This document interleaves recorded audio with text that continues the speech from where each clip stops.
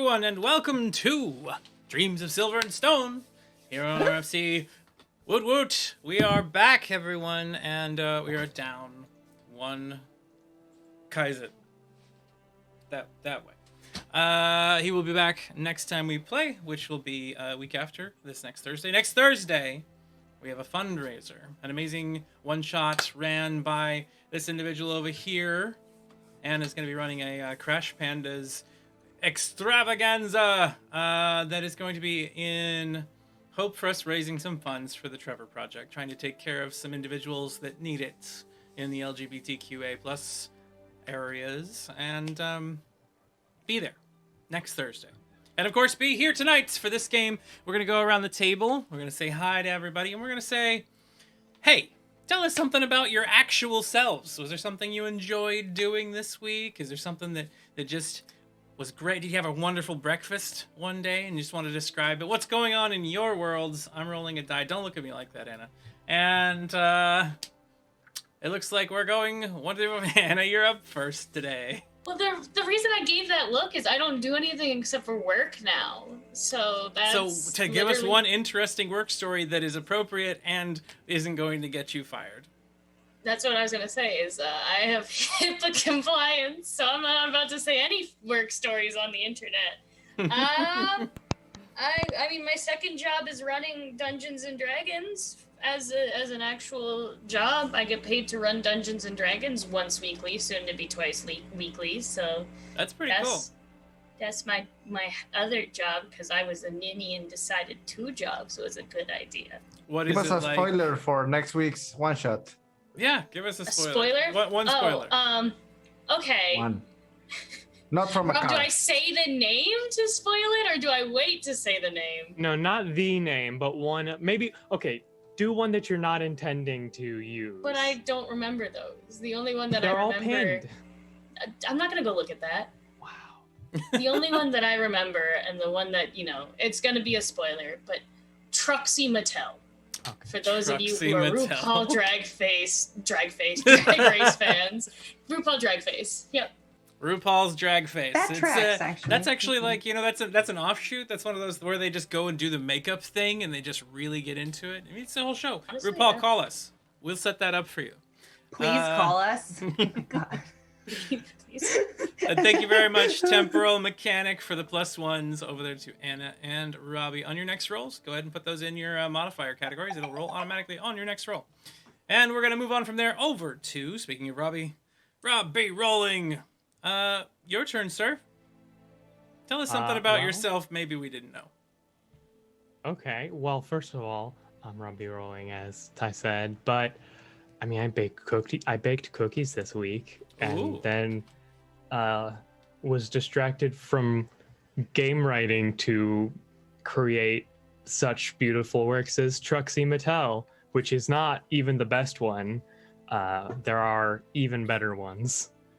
So, yeah, that was me. Those are 2 standouts. That's awesome. I'm looking forward to seeing what kind of crazy things you woo us with. I mean, I did get a sneak peek at one of them, so I was happy about that. The best one. The best. My magnum. Honestly, that list of pun, like it's my magnum opus. I don't know if I'll ever write anything better than it. That's we'll it. See. That's as far as it goes. Yeah, you can die happy now. What kind of cookies did you make? Just good old-fashioned chocolate chip. Ooh, I like chocolate chip cookies. All right, move on over, Sinan. Give us some information, some insight. Who are you inside, deeply, personally, and in a way that just fits into a neat package of like a minute or 2? What the fuck does that mean? I don't know. I can barely give fill any of your prompts in a minute. Now I'm supposed to improvise about who I am. Just give us something we don't know about you, or something that you did this week that was interesting. Okay. Hi everyone, I'm Sinan, and this is... Chicken. We have lost your audio, Sinan. Yeah, I think you were... thank you, Chicken, for muting me. Well, the good thing that happened this week. Well, there's a lot of nice developments going on in my work life, possibly more like nice possible things that could happen that I'm excited for, but still not sure. in my more like film producing side of life, which I'm excited about. I can share more if actually things become tangible. And yeah, there's that. Also, I've been excited. I've been sharing with you guys, but I'm excited to actually DM in like my personal life with friends back in Turkey, in like a non-stream, just like for fun way, which I haven't. I don't think I've actually ever done that properly. I don't think my like TTRPG playing has ever been outside of like streaming, except for this one time that made me go like, this could be fun streaming. And then I realized there was like a whole community, and that's how I met you guys. So I'm excited to like just no stress version of that, which will be cool, I suppose. Yeah. So, yeah. It's a different feeling when you're actually there around the table with everybody, or when you're doing something offline than when you're doing something online. Yeah, I can actually, while DMing, when I forget rules, I can be like, oh wait, so this rule says go back to the book and be like, okay, this and that, instead of being like, oh god, people are watching, they're gonna get bored. Just make something up. just do something. I haven't actually done live role playing since like 3 years ago. There was a failed attempt at Hunter the Reckoning that we tried to play. Ooh. That's fun. You mean aside from Aether and Steamworks? Aside from Aether and Steamworks. We did have an Aether and Steamworks beta play that was like all their characters, or a couple of the characters went back in time at the end of one campaign and then had to come back and try to deal with all of what they knew and try to change the course of history. It was fun. That's nice. That sounds fun. It was all because of a potato. It was because of a potato. I am quite nervous about the game because I feel like one of my players, who's a friend back from Turkey, has a big propensity to be a murderer hobo. Ooh. And he accidentally rolled the class within this world that is most murder hobo likely to be one. And I've been very nervous, and I've been sending him like articles or like little writings people wrote about that whole thing of like, you know, why you shouldn't play. If anyone knows, it's like Warhammer, and he playing a Slayer in a Warhammer world. And I'm like, little things of people, little writings people wrote that is like, or little essays being like, why you shouldn't play Slayers as a murder hobo, or stuff like that. And I've been sending it to him, hoping that he'd like actually read and get more ideas. But I think I offended him when I did that, so there's that. I don't want you to play the way that I know you're going to, which is going to be horrible. So let's just make sure. I always like it when you tell them how to do things. For inspiration, please. Of course. Look at it. Of course. From there. Oh, come on. Moving on. Speaking of murder hobos, we move on to Strat. Yes, my well-known high number of bodies that I have fallen in this campaign. Huge body count. Body count, yeah. But really after that, I feel rather boring myself, since I've only been like reacquainting myself with the Mass Effect trilogy. I'm done with the first game, thankfully, because as good as nostalgia, maybe it's a bit of a slog right by the end. Especially if you want to complete everything, but keep going right in the middle of Mass Effect 2, which is one of the highlights. So I'm glad to be on that one. Yeah, Mass Effect 2. I didn't play it as much. Shannon did most of the playing of those games, but I watched quite a bit of it, and it does seem that about that time is when it kind of picked up, in my opinion. I remember getting bored more often as a watcher with Mass Effect 1 because of all the Mako driving. It's the same with whichever class you pick. The Mako driving is a bit of a slog, right? Sure. By the third planet that you go on. You got to do like 100 of the damn things, so they feel like 100. Yes. All right, Shannon, your turn. Yeah, I haven't been doing anything fun. Like, we moved and I've been working.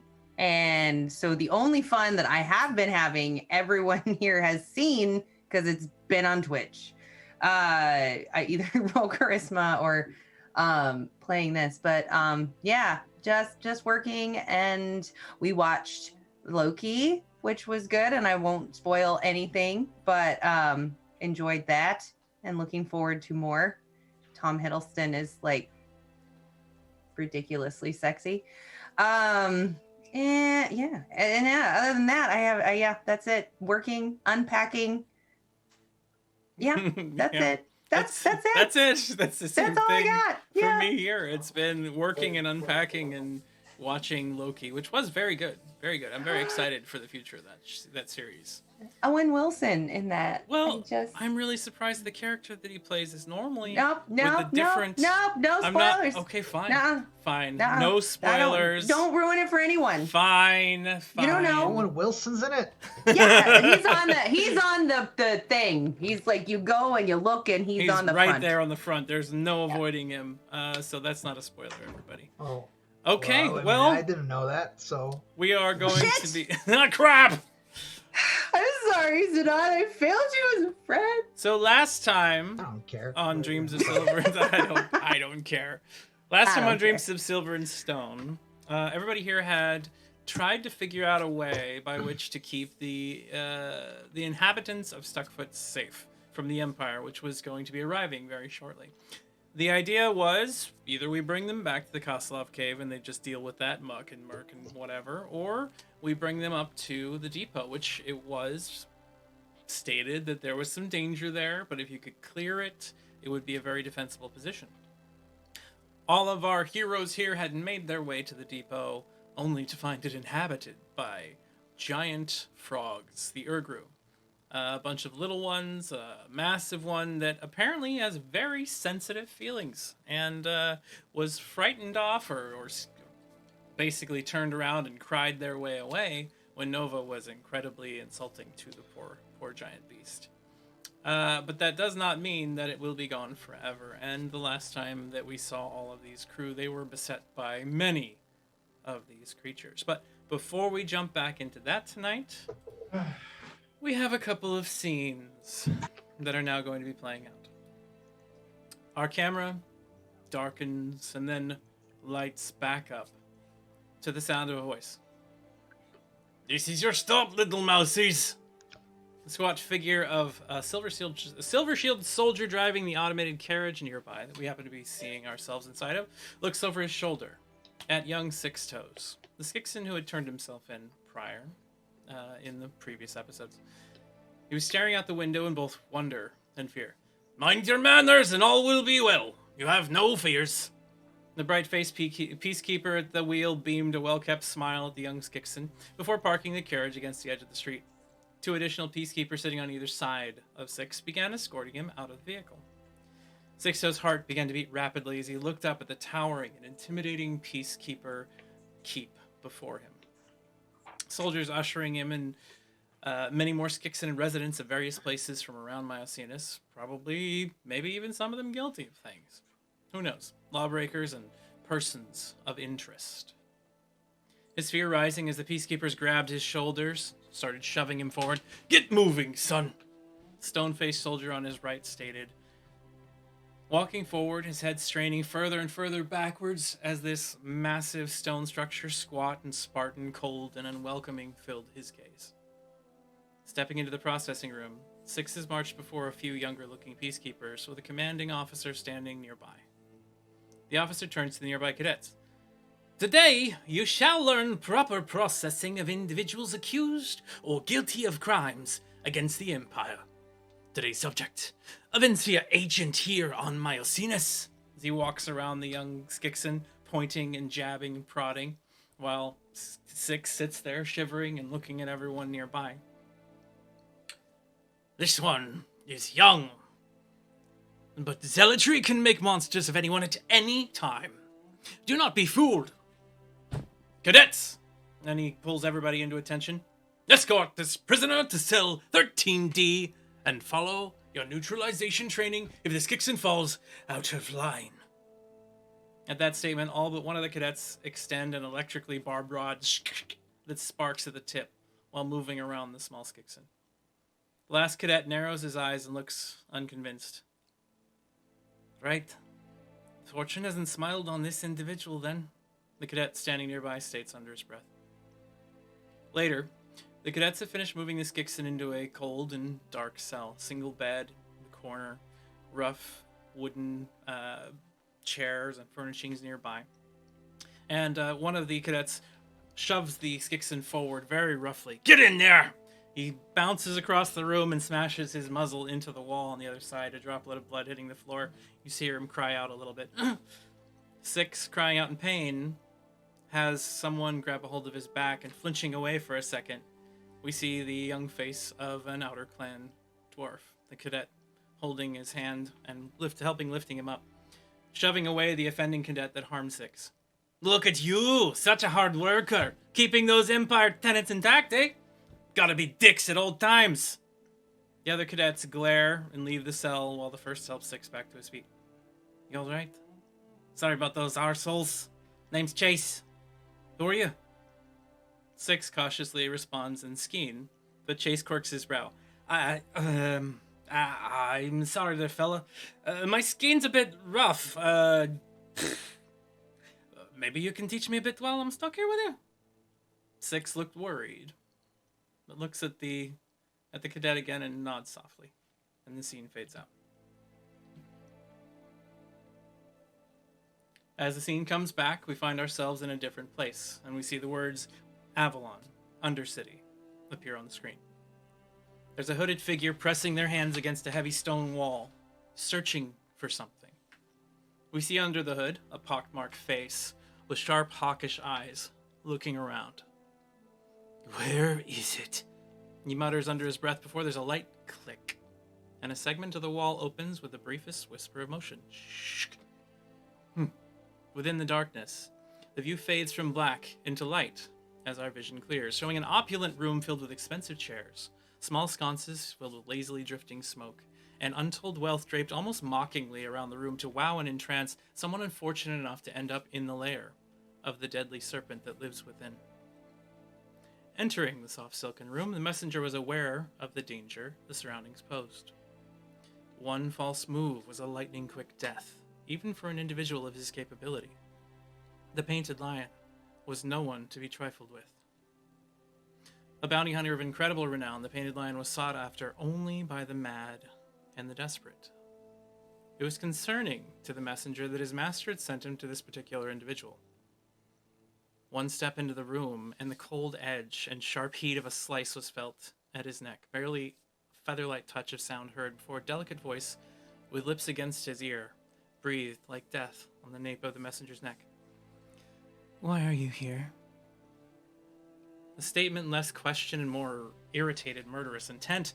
The messenger had to react quickly, or find out what adventure awaited him in the afterwards. I was sent to notify you that 2 elven scions have been found, and they have direct claim to leadership.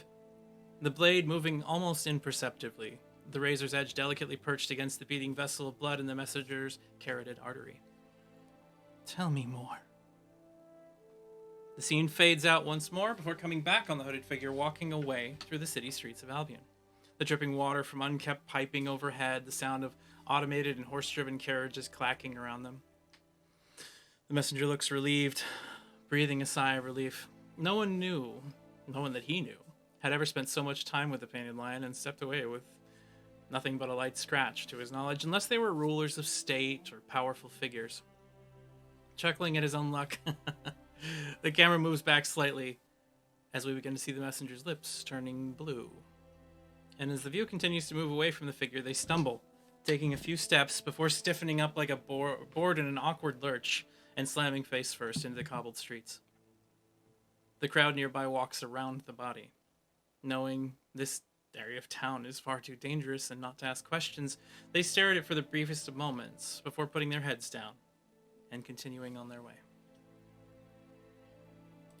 Scene fades out, and we return to a bunch of individuals jumping around trying to avoid reptilian tongues lashing out at them in giant frog-like bodies. And I will switch us over to the map screen real quick. There's literally a saying about not killing the messenger. Well, apparently that person didn't hear that one. This particular individual. That particular individual. So, we now return to a scene of mayhem, of violence and chaos, of giant frogs trying to eat people. And we will return to our initiative order from where we were at last time when the game had ended. In the distance, we hear a loud croak of anguish, sadness, and anger coming from off on the horizon. Not entirely certain where that is, but we now turn to Patchy and Felicia nearby. Felicia, of course, had failed their bravery roll and had dug in very deeply into Patchy's bag, trying to hide from this giant creature that was just going to eat the poor cat. She's here. She's right there. No. She's there she goes. There you go. She goes. Damn it. By the way, where's the map? You don't have the map? Are you kidding me? Are you serious? I mean, I shared it with everybody when it's... I'm just giving you nonsense. It's all good. There you go. So you're up on the hillside. You can see out where everybody else is, kind of down below. But there is one Urgru next to you. It is moving over. It tried to grab Felicia, but it missed. And what do you do, Patchy? You have 2 actions available to you as normal. And just so everybody's aware, I have clarified on rules. You can only use 1 ability per round if it is non-reflexive. So something to keep in mind in the future. Cool.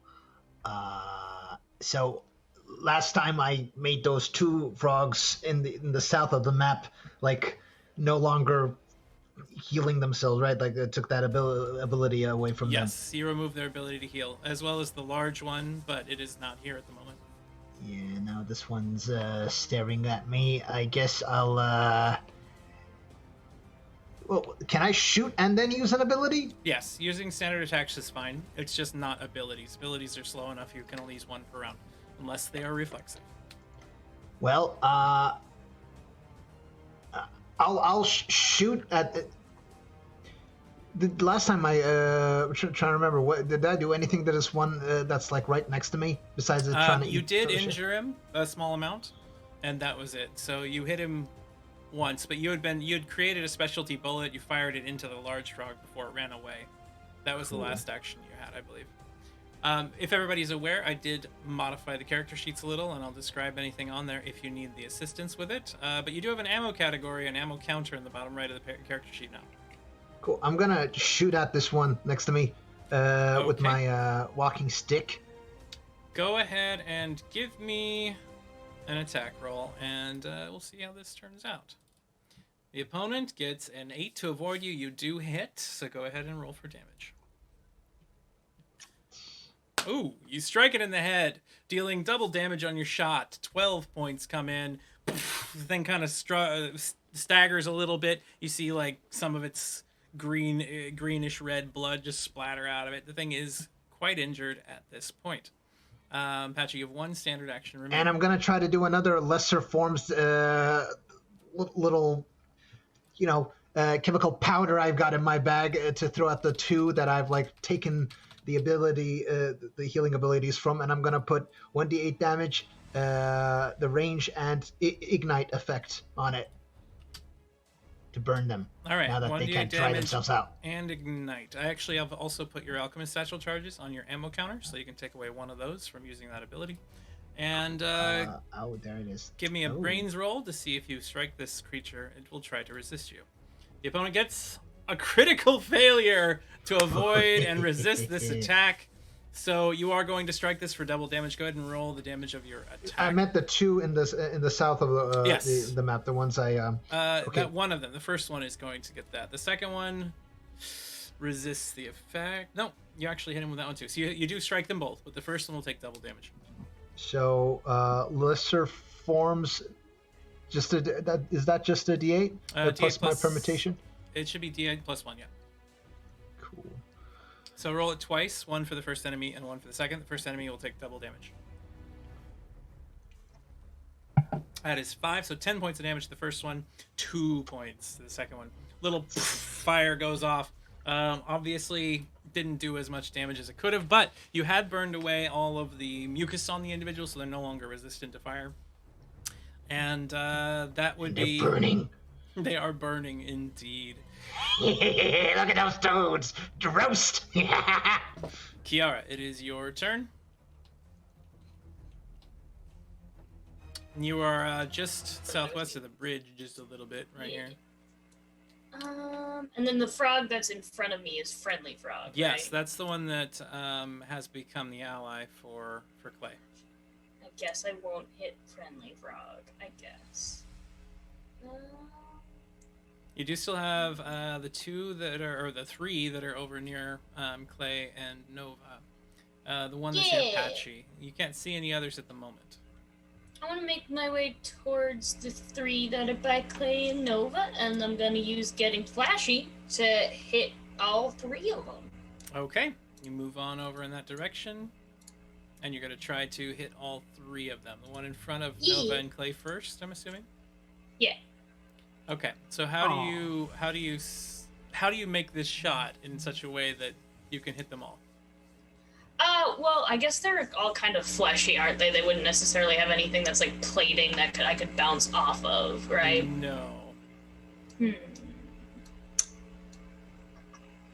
Is there anything hard on them at all that it could technically bounce from? Excuse me. Just go ahead and cough instead of... they do happen to have horned ridges on the tops of their heads, so some of their bone there you could potentially bounce. Alternatively, you could shoot some of the crumbled stone on the ground and fragment it in such a way that shrapnel flies into all 3 people. Let's do the shrapnel version. I like that one. So you aimed, attempting to take a shot, 8-ball in the corner pocket, knock a whole bunch of shards of stone into all 3 of these opponents. You'll get floor one... frag grenade, as you do. Yeah, like a frag grenade. Give me an attack roll with the weapon, and if you get high enough, you will hit multiple targets. While she's doing that as well, we just had Mac Jaggle create a complication, which is apparently that Nohu grows 3 sets of small wings for the next 2 rounds. Oh my! So we'll describe how that happens here in a moment. Just didn't want it to get missed, is all. Yeah. I'd like also that's normally when I think complication, I think like adverse to the party, but it's Nohu, so honestly, it could go really This is either likely way. a complication, no matter how we look That's at fair. it. Okay. Also, Anna, you could try rolling better. That's my I advice. would love to. I used an ace and rolled the exact same fucking roll, so It's true.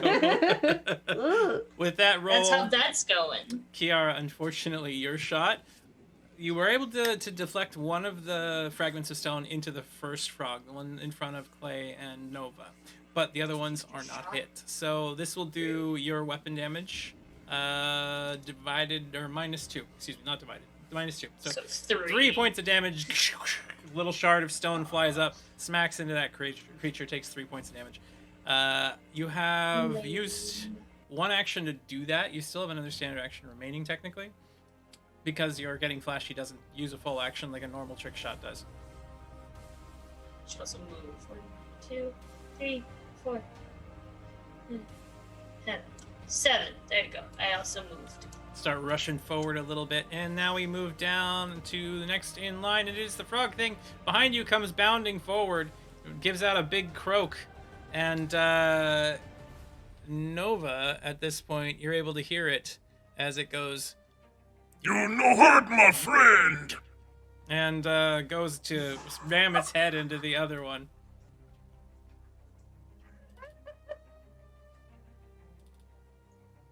And smashes into the other Urgru there, dealing 2 points of damage. Not great, but did something. A lot of bluster for nothing. Hey, the bet he put in his best, and that's all we can ever ask of him. He sounds vaguely Italian. Did anyone else catch that? Vaguely Italian. Vaguely Italian. So the other one now, surrounded by multiple threats, hit from various multiple sides, needs to make a morale check to see if it decides to start trying to run off. It does not, but I'm going to say 1, 2, 3, a d6 roll sees which one of you it chooses to attack here. The highest odds are going to be the other frog and Clay, with Nova coming in with only a 6 on this die roll. All right, it's coming at Clay. So you had been attacking it first for a while. This creature just opens its mouth wide and tries to bite onto you with that little toothed maw in its mouth. Not a problem. It gets a 2 to hit you. Yeah, let me just hope I don't roll a nat 1. Yeah, we're good. So and I want to use... Oh, go ahead. Go ahead. It's fine. Oh, I was just going to say I'm going to use my second reflexive action because I get 2 because I'm cool to riposte, which I realized is a thing where I can counterattack after a close attack is made against me. So I would like to swing back with my sword at the frog. Okay, go ahead and give me an attack as a riposte. The opponent rolls to defend themselves. Attempting to get away, they get a 14 versus your 10. All right, so neither of us were on our A game there. No. Like, say that to the frog. Neither one. The frog turning to you invokes a special ability at this point. And you see it just, its tongue comes up across its face, and you see slime just pool all over it, and some of its wounds begin to knit as it heals itself. All right, then. Oh, wait. Oh, no. My... Friggin' amphibians. Oh, no. Never mind. It gains back 5. It was technically a 12, but it's still not enough. No. So the opponent gets back 5 health at that point in time and is looking better than before. Well, better than it was a moment ago. Are you healing people instead of killing people? God, Rob. Oh, yeah, I'm the one spitting on it, Nova. Hey, I mentally damaged one of them, okay? So one of these frogs in the background leaps forward and comes smashing down, attempting to just slam into whatever it can. As Nova and Claire are so close together, both of you have to avoid this attack by the creature. It leaps in with 8, 9, 10 to hit you both. Oof. Clay gets a 6. Nova gets a 7. He's gonna hit you both. Oof. I got no. Did you give us aces, by the way? I feel like I only have one, and I thought I had one from last game. Yeah, I did give you aces. Okay, fine. That's fine. I'll take the hit. Ooh. Okay. Now we get to discuss the new damage rules for you here. Both of you are wearing armor. Since you took a hit, you have a choice of either receiving a wound to whatever body part it struck you on. And in the case of Nova, it hit your chest, so you don't get to make that choice. Oh no, my chest! And same for I Clay. actually have a third option, which is to have Cosmo take the damage. You do. Now, both of you take 1 armor hit off. Boom. Your armor took some damage. You are now going to take half damage from this hit because of the armor. Nova, you are going to take 3 damage. Down and rounded means you're going to be taking... So I don't have the option to do the thing I want to do? You're going to take 2 damage if you don't use Cosmo. Okay. And same for Clay. So both of you have 2 damage that's coming your direction at the moment. Since we are, as you say, so close together, can Cosmo absorb the damage for both me and Clay? If you'd like to use some chaos, then I'm sure that could be a possibility. So when you hit overload, that means like I'll get, if I have 2 over, I'll take 2 core damage. Is that still how that works? Yep, 2 overload is just 2 damage. So that would be the same amount of damage you'd be taking if you just took the hit. I'm gonna be, but then I will also not allow Clay to do, Clay won't get hurt, which is kind of, noble and shit. So I'm gonna go with that. All right, so give me a magical roll and get above noble 5. And shit, yes. I'm all noble and shit. That's right. Extend my these favorite defenses. virtue. Yeah, noble and that shit. That is a critical failure. Fuck. I'm gonna roll the ace. Okay. Here we go. Actually, a critical failure is like an actual critical failure. It's not just like rolling on the. No, the critical failure on here would mean that if I don't like the outcome of the chaos roll, that we will re-roll it. Or you can have the effect of the chaos roll expand to a much greater area, hitting all of you and probably Kiara and everybody around. Oh, okay. I'll use my ace. It's really tempting. It's just because I'm curious. I would say you could definitely invoke your virtue for this roll too. But that's true. But also you just nailed it. Nailed it with I got a 20. So what does it look like as Cosmo jumps in the way of the damage? And give me a D8. D8. he just puffs out as the thing, bites in and it just hits nothing, kind of air like tangibilizes. That's a word, y'all. For a moment, and then it just puffs up. It's like, what the hell happened? All right. And I got Excellent. a 6 on that roll. Damage comes in, but Cosmo just, it's like some sort of armored beast, launches in the way, protects you both. Both of you now have 6 damage resistance until Nova's next turn. Booyah. Oh, until my next turn? Yeah. Or the next turn? Until your next turn. Okay. So the last creature Ah. rushes forward and attempts to lash in and bite Clay. Clay, you currently have 6 damage resistance, so that's helpful. Yeah, but you also... I will try and parry this with instead of defense, because parry doesn't take a reflexive, right? Parry does take a reflexive. Yes. That's right. Okay, so I will just have to make a bad a -1 defense. All right, here we go. Okay, 15. Opponent gets a 16. It's going to hit you. That'll give me just slightly, but hey, as long as it does less than 6 damage, I'll be good. It does 3. So Cosmo's still there, protects you against another blow, and you are fine. The last one Don't understand goes... it, but I like it. Last one on the hill goes as the Urgru jumps forward and attempts to bite at Patchy up on the hillside. The bite coming at you, Patchy. The opponent gets a 10 to hit. What are you going to do? Well, I waltz from anywhere again. Or actually, you know what? I'm just gonna. Can I try to dodge? Maybe jump down from there. This thing is almost dead anyway. You're going to jump down. Give me an agile roll to avoid the attack. With Felicia? Yeah, of course. She's in your backpack. Yeah. Remember that. Always trying to get away the damn cat. 17. Nice. You leap to the side, tumble down the hill a little ways before coming back onto your feet, and you have escaped the frog for the moment. It is now Clay's turn. Dumbass. All right. It's time to take care of these frogs because they didn't know it, but they just messed up because I have opportunity on all of them because I've got 2 allies next to me and next to them. The only one you have opportunity against is the little one in between everybody. Oh yeah, I see that now. All right, well, that's fine.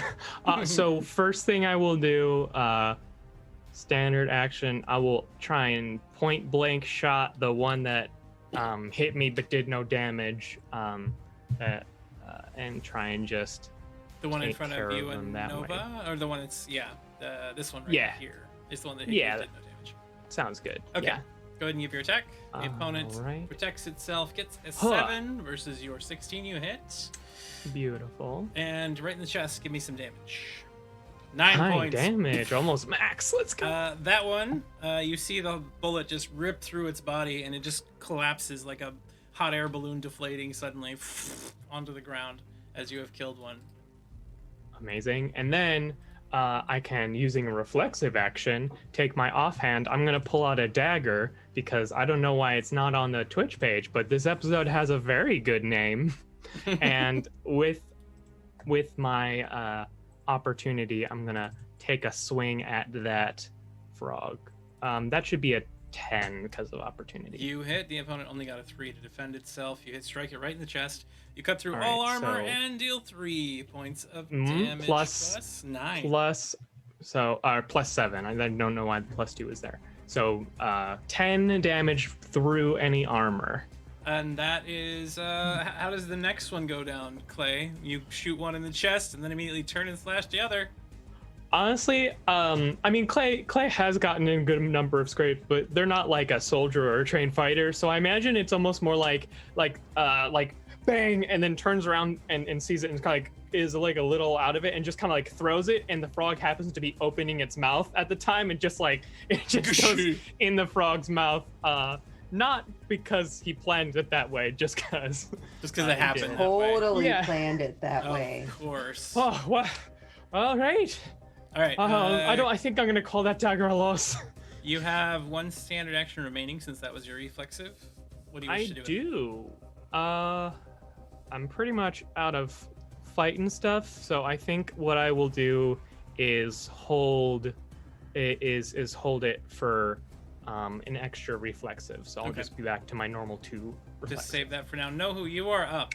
You are up at the top of this tower, and you happen to be fixing a cannon that was up there. You blasted somebody with it last time that you got the chance to do anything.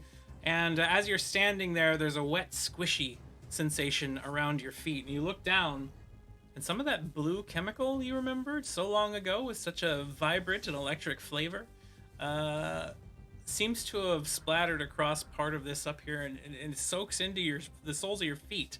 You have this itchy sensation as the backs of your legs grow wings. So they start flapping and you have a hard time keeping your balance. What are you going to do this round? Well, I was actually thinking about, since I'm on the cannon, to take one of the rounds, one of the ammunition that the cannon uses, and try to fiddle with it to sort of make it in a sort of like an explosive round, something that may cover a bit of an area. Okay. So I'm assuming that with the puddle there, I just take out one of the ammunitions, go over and sit right over on the puddle, and I start working and I stay focusing on it so much that my legs just sort of like take slip from under me and start carrying me over to the air in like a sort of like a hanging bat sort of way. You're like I'm upside down with your legs flying you around. Where do they take with my you? tinker tools, like grabbing one of the bullets and trying to make it like an explosive round. You're like holding on to it. Give me a brains roll as you attempt to modify this round real quick. Oof, your legs seem to be getting in the way here. So they're pulling you away from that. I mean, what sort of like tinker just gives up after the first time? I'll use my second action just to continue working. I'm sure everything else is being kept under control. Grab onto this as you're upside down. Give me one more brains roll. If you do not roll high enough here, your legs will take you away from the edge of the tower and you'll be up in the air. Oh, I hope I don't roll high enough. Oh, man. 23. It seems like you just tricked your dice into behaving.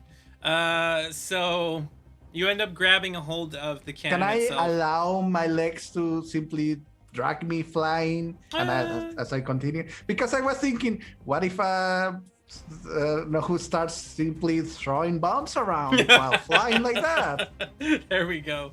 All right, so this is what happens. You're able to hold on to the cannon long enough that you can set some explosive powder around the outside of this ammunition. You damage the casing just enough so the lightest spark will cause the whole thing to blow up. And as you're doing that, you start seeing it pull away. You're holding on to this explosive as you're flying upside down, holding it in one hand, or in two hands as you're grasping onto it. If you drop that early, it could be damaging. And it is relatively heavy. Give me a strong roll just to see how long you can hold on to it for. Oh boy, that's going to be perfect. Perfectly bad. All right, that's a 9. So I will tell you when that bomb drops. In the meantime, as you're like scrabbling to hold on to this thing, your legs have spun you upside down and started flying away. You don't really have control of what direction it goes right away. You're gonna have to temper that, but I'm gonna go ahead and roll and see where you start. So using a D8, 1, 2, you are moving at 2 o'clock, and you fly out over the cliff, over the edge of the bridge. Obviously, I'm following the big one that went away. I'm clearly going to find it and make sure it doesn't come back. All right. Honestly, that makes sense. Like, that's where Nohu's instincts want to go. His instincts are flying him towards the giant frog. So give me an agile roll if you wish to control your legs. Otherwise, you'll keep flying in that direction for now. You know what? I trust my instincts. I trust my leg, and that little goop hasn't led me astray so far. You find yourself completely over the river at this point, and carrying a heavy explosive shell in your hands that you're just holding onto as your arms begin shaking. And we'll see what happens with that on your next round. Kaizen goes from the back. He draws an arrow and fires it at the froggy in front of everybody here. Where you at, Kaizen? There An attack goes out and misses as an arrow goes right past. He just goes and then fires again. Once more and misses as he loses 2 more arrows with really bad shots. Something is wrong with Kaisen. I don't know what. He must need some crack. Maybe he needs a crack to appear. He needs crack. Nova, you are up, and at this point, your defenses with Cosmo fade. Bye. All right. So so there was a previous critical role in the beginning of this game in which I got a +2 to communicate with the great spotted bumphead ant. I had a friend, his name was Fluffers, but they're the bumpies. So I was wondering, as an action, just speaking, because this was prior to actually being able to fully communicate, tete-a-tete. With animals, yes. With the animals. So I was wondering if I could, do a yell and call to me any nearby bumpy ants. Ants. To help me with frogs, because if you watch National Geographic, if you pay attention to the wise words of Mr. David Attenborough, you will know that frogs and ants don't get along, and that ants tend to poke and make uncomfortable frogs more than frogs eat them. True. I might be making up most of that, but it sounded all good. Of that up. So but that's fine. You just have to say it with confidence, and then it's true. This is what we've learned in our current political climate. Exactly. So give me a charming roll as you call out to the other ants in the area. Seeing the Shrek episode, like the second Shrek, where they did oh, and then all of the animals come. This is what I'm hoping for. Charming. Here we go. 18? 18. I'm going to see if there are any in the area that might hear your call. The higher that I roll, the better results might be. Okay. Mm-hmm. So suddenly, Nova kind of smells like you have to make me sour apple cider and makes some loud noises. And then, Nova, you start hearing "We're coming" in response. The ant cell or ant scent kind of starts floating on the breeze towards you. I'm gonna look at Clay just in the eyes and say, "They're coming." Who's coming? That's so ominous. What do you know? What do you know? What's going on? More frogs. It'll be okay. It'll be okay. Also, know who has wings now? Anybody? Just by the way, know who's flying away with a bomb in hands. He looks like Hermes, but World War II version or something. World War II Hermes. Yeah. Okay. So that is Nova's action. That's for pretty the much round. my turn. And we move. Do down. I take damage? Not from that, but you did take it. From No, not from that. From the previous. Oh, you already put that. I've already put that on there. Yeah. Okay, fine. I was trying to be a good girl and do it myself, but you can do it. Thank you for checking. You're welcome. So the end of the round goes, and we hear a kind of a crunchy, scrabbling through the brush noise as an ant comes out of the woods and starts heading towards everyone. Where there's one. A loud croak in the distance of rage is heard, and at this point, we see that the effect of the previous encounter has worn off, and our giant friend bounds back onto the scene, crushing into some of the trees nearby and starting to head in this direction. Patchy, we are over to you. You still have the bug or the toad on the hillside. You've got an ant that seems to have come out of nowhere and a strange smell wafting all the way around you. You can't really identify. I forgot to say too. There was an NPC from McSherry that another friendly frog joins the fray. I saw that. Which I love the alliteration. Okay. Another friendly frog joins the fray. Does that ant look dangerous? I mean, it's the same ones you were fighting inside the cave before. Don't touch my ant! Is it acting all aggressive like? It's got its antenna, just wandering. It seems to be curious more than aggressive right now. Oh, that's cute. I might squeeze Damn it for right. minerals later. Squeeze it for minerals later. Don't Let's see. Don't squeeze my friends. Hey, it's Squeeze got my friends. a lot of valuable particles and stuff inside. Oh, these Miocenis bugs are a godsend when it comes to like scientific purposes. Well, okay, wait. Can I try to? Is that one up in the little rocky areas now out of my sight? Like I can't aim at it as I fall or jump. It's at the top of a hill. You know where it's at. You're smart enough to figure that out, but you don't have a clear shot at it. Ah, never mind. So are those two toads still burning? There is one that has burns across its back. Yes, the other one was dead though. Depending on the damage you did and the damage that they did, took it out. No, So- like the ones right next to Nova and Clay. Yeah, that's the last one that was left, and it's got a burning patch on its back. Oh, well, let's see. Yeah, I'm gonna shoot at that one as I try to come next to them. Okay. So you move forward a little bit around the brush, Yes. and then as you come out into the open, you turn and fire on that one. Give me an attack roll. Kaboom. Die! Boom! You hit. Go ahead and roll for damage. You strike it right in the chest for 8 points. It stumbles forward a little bit and looks severely wounded. God damn it, how many times am I gonna shoot these things? At this point, it's cruel. Well, that's your turn unless there's a reflexive action you would like to use. Now I'm gonna save my reflexive action. Last time I used it, you made me sorry for that. Alright. Kiara, your turn. I mean, like, I don't really have that much to do. I could shoot the one frog we have left. There's 2 frogs. There's one on the hillside. You just can't see it. Yeah, but I wouldn't know that. So, there's that. I guess I'll just shoot the last frog we got left. Alright, give me an attack roll. Clean house. Get it. That is There a we go, that's 16. The That's opponent better.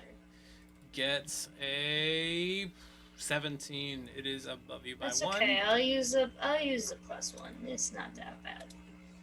How many +1s do you have remaining? 3. Okay. Remember that when people give us +1s using our channel points now, they do happen to the next roll immediately. So. She's going through her backlog, I think. Yeah, I I'm know going you through my had- backlog. The you had quite a birthday few of them. backlog. So you do I hit. had my max was sitting at 18 +1s. That's a lot of +1s. Correct. All right, Kiara, you got a 3. That means you hit him in the left arm. Go ahead and roll for damage for me. Yeah, give me that froggy arm. Boom! What does it look like as you take this thing down, hitting it in the side? I want the bullet to just go straight through with a satisfying noise and just slip off that arm, and then probably froggy bleed out, which is really gross, but is Kind what of it like is. flails around a little bit and then rolls over and is Yeah. dead. Yeah. That would be, you have 1 standard action remaining. Do you wish to move or save it for anything? I'm gonna save it. Okay. Save it. At this point, the other one on the hillside jumps down and comes after Patchy again. A large tongue lash comes zipping out in your direction, attempting to grapple you, Patchy. Maybe he just wants to make out. He gets a 24. Well, I'm gonna do the walls from anywhere to like, can I just like wall from anywhere underneath it and make it like fly away? Like it's not now like a nuisance. If you want to use it as an attack to defend yourself, then you have to have a contested roll. So you could try to do that, but if you roll poorly, it'll still get a hold of you. You know, roll a 24? Yep. What the fuck? How am I supposed to beat that? Yeah, fine, I'll just waltz from anywhere it's attack. All right, so right in front of you, bring up a wall. The tongue just sticks to it. And now the frog sits there and pulls at it, trying to get his tongue to let go of the wall. So I'll give it a roll just to see if it's capable. It is currently stuck with its tongue to the wall.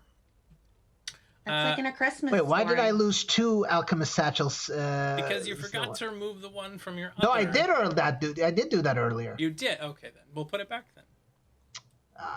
What you do? Psh, trying to get my satchels charges secretly. I see you, Ty. There is a Trying to distant make me croak. poisoned by writing graffiti in the wall again. What? There's a distant croak as another small frog kind of bounds in a little bit, moving forward. You hear from it. Well, you being Nova hears from it. Da, where are you? Da, where are you? Da? Yes, Da, where are you? that's what you heard. Okay. Da bears, where are you? Stop humanizing these damn frogs! Fucking guilty about killing the frogs, and now you have like a family. No, only the friendly ones are humanizable. The other ones can't speak. God damn it, she's humanizing all these goddamn things! Next thing we know... Are we supposed to kill things when you make us feel stuff? A scritchy sound is heard as you see an ant arrive, and another ant arrive, and another ant arrive. Leave that one alone. It's a child. I point at the one looking for his da. All right. And at that point, the one that was closest to you all crawls over and immediately just mandibles come at that frog that's got its tongue stuck to the wall at the moment. The ants are our friends, I say. And the ant bites him. All right, but you let them know that this frog's our friend too, right? Yes. Three points of damage. And this one's our friend too. Do we need all the ants? Can I take one of them back home? In a Patchy. jar?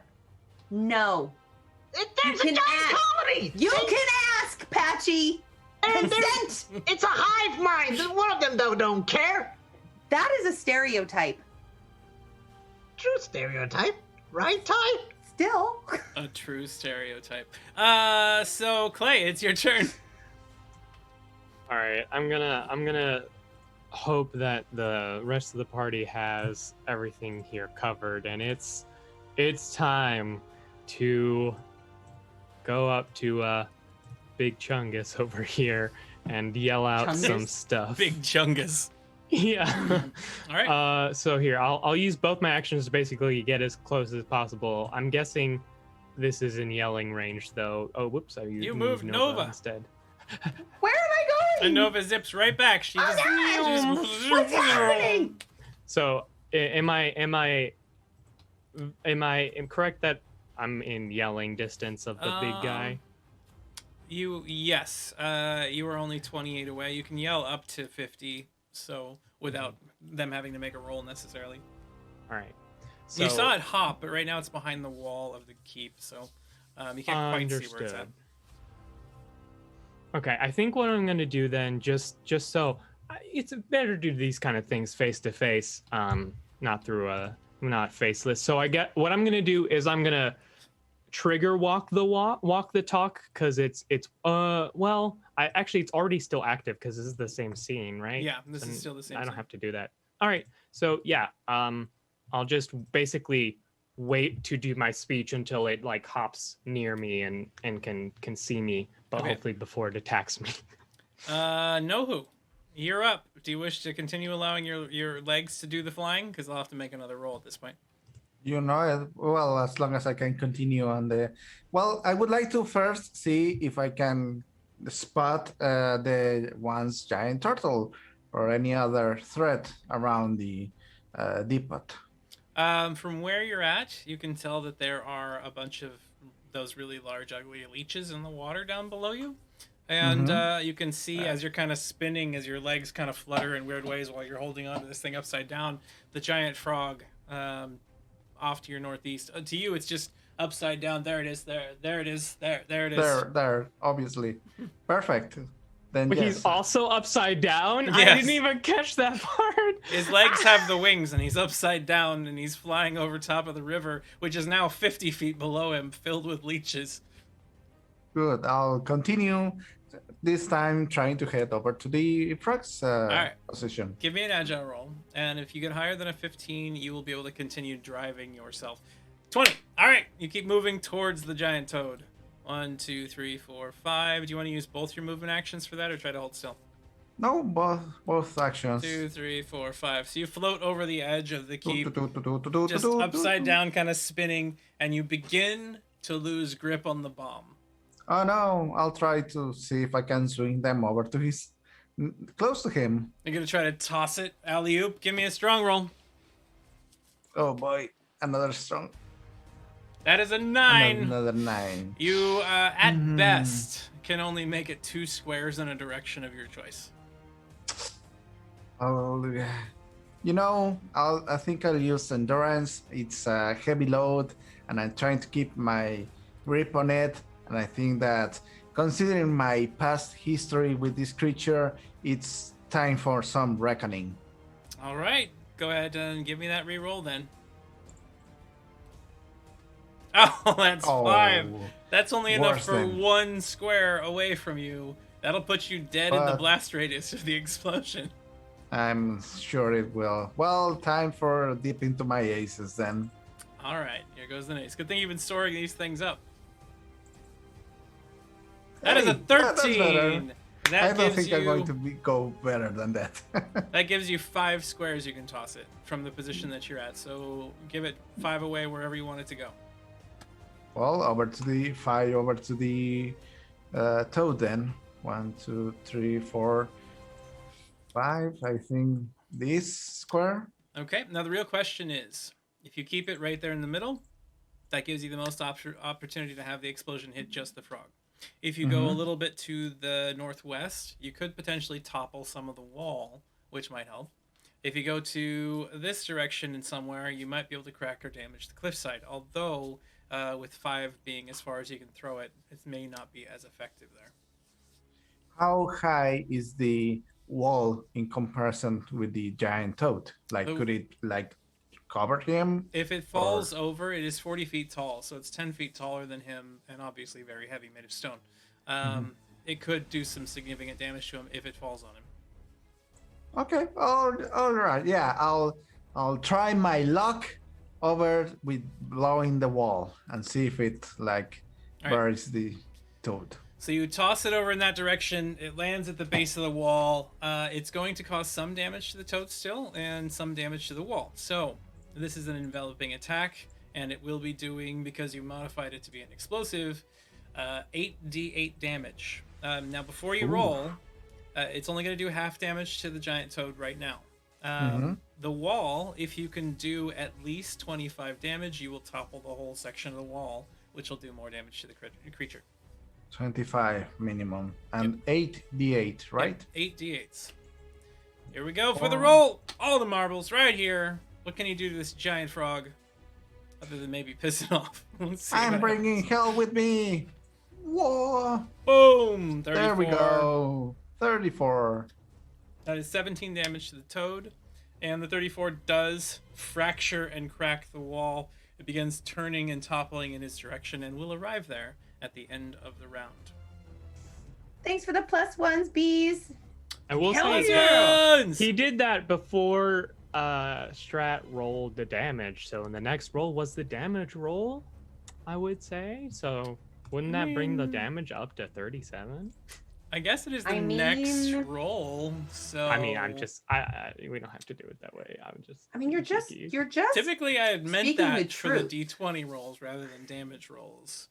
But is it stated? But I didn't state it specifically. So well, even so, 35 is still 17 unless you are rounding it up. It's 37. So, and it is rounded up. So with 37, no, 35. It's 34 plus 1. No, there's 3 plus 1. It's 3 plus 1. 3 plus 1. So it would be 37. So it would be 16. No. That'd be 15 plus 6, 21 points of damage instead of the 17 from before. So 21 points of damage comes in. Boom. Hits that guy big. The wall begins to topple. And again, we'll see what happens with that at the end of the round. Kaizen goes. And is gone. Nova. Wait, what?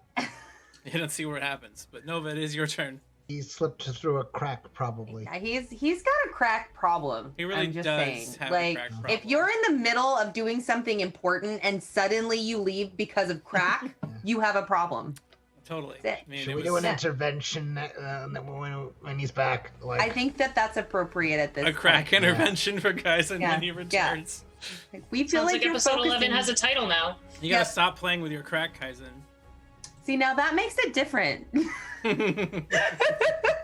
Oh God, no! That somehow makes it inappropriate and wrong. Yeah, I know. Like, drug references are fine, but good God, than Tyson. Yeah. Sorry. I'm just imagining. Okay. Nova, I know, like Nova, the kid your in turn. kindergarten that plays in there, but okay. I'm sidetracked. Okay, so my bumpy friends.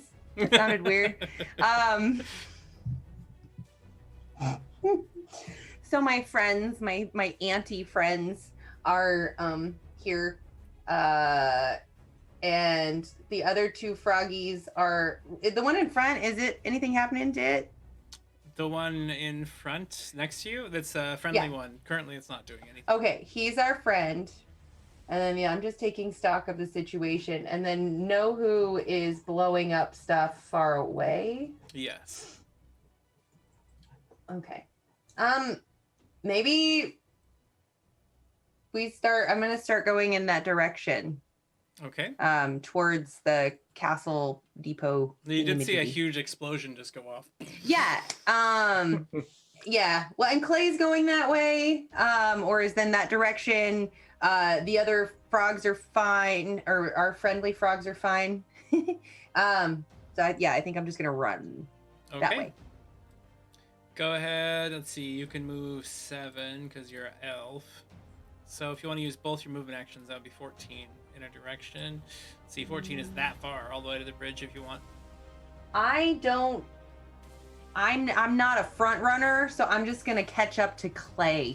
You run alongside Clay. Yeah. You and Clay are both not really front runners, but We're just like both trying to like get behind like the if other. you just take a step forward. No, I'll be the you go front first. runner. It's You'll be okay. front? okay. All right. Yeah, Yeah. well, I'm the distraction face. That's my whole job. There you go. I have your 6. I'm on it. I got you back, man. Yeah. The ants continue marching forward as we see. Do the ants are marching in?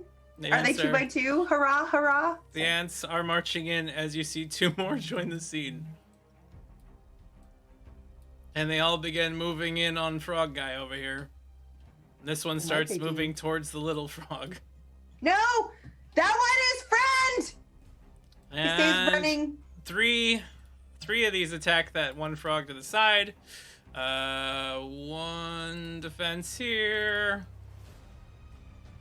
1, 2, 3, and there's 1 defense is successful. Second defense is also that one is not successful, and the third one is successful. So it gets bitten by one of these bugs, and out comes 3 more points of damage. Just little nips are poking at this thing.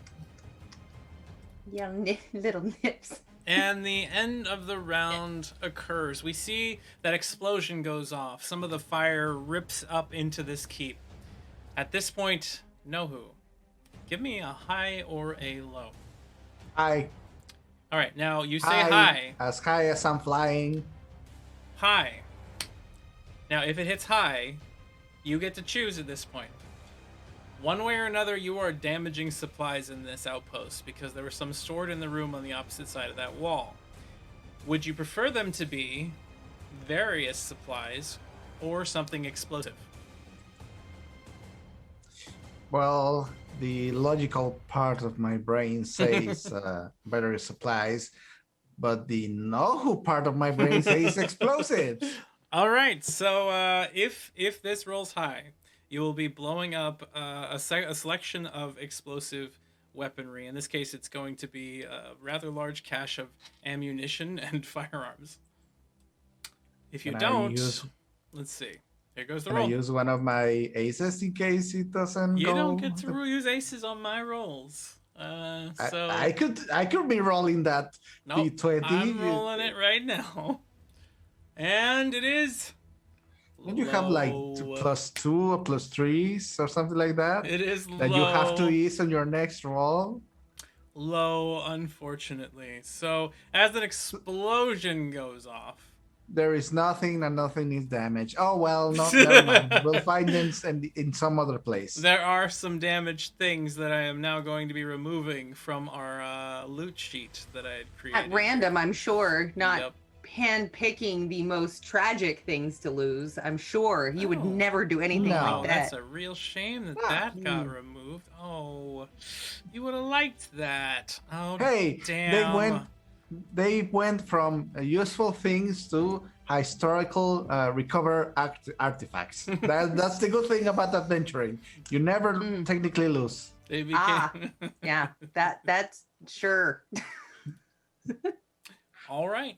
So that being what it is, an explosion goes Can't off. lose something if you never knew it was there That's to be brought in. You don't know what it was. You don't know Ignorance what it is was. bliss. A section of the wall shears off. This big creature gets ready to bound and jump away, but it falls upon the edge of this massive frog.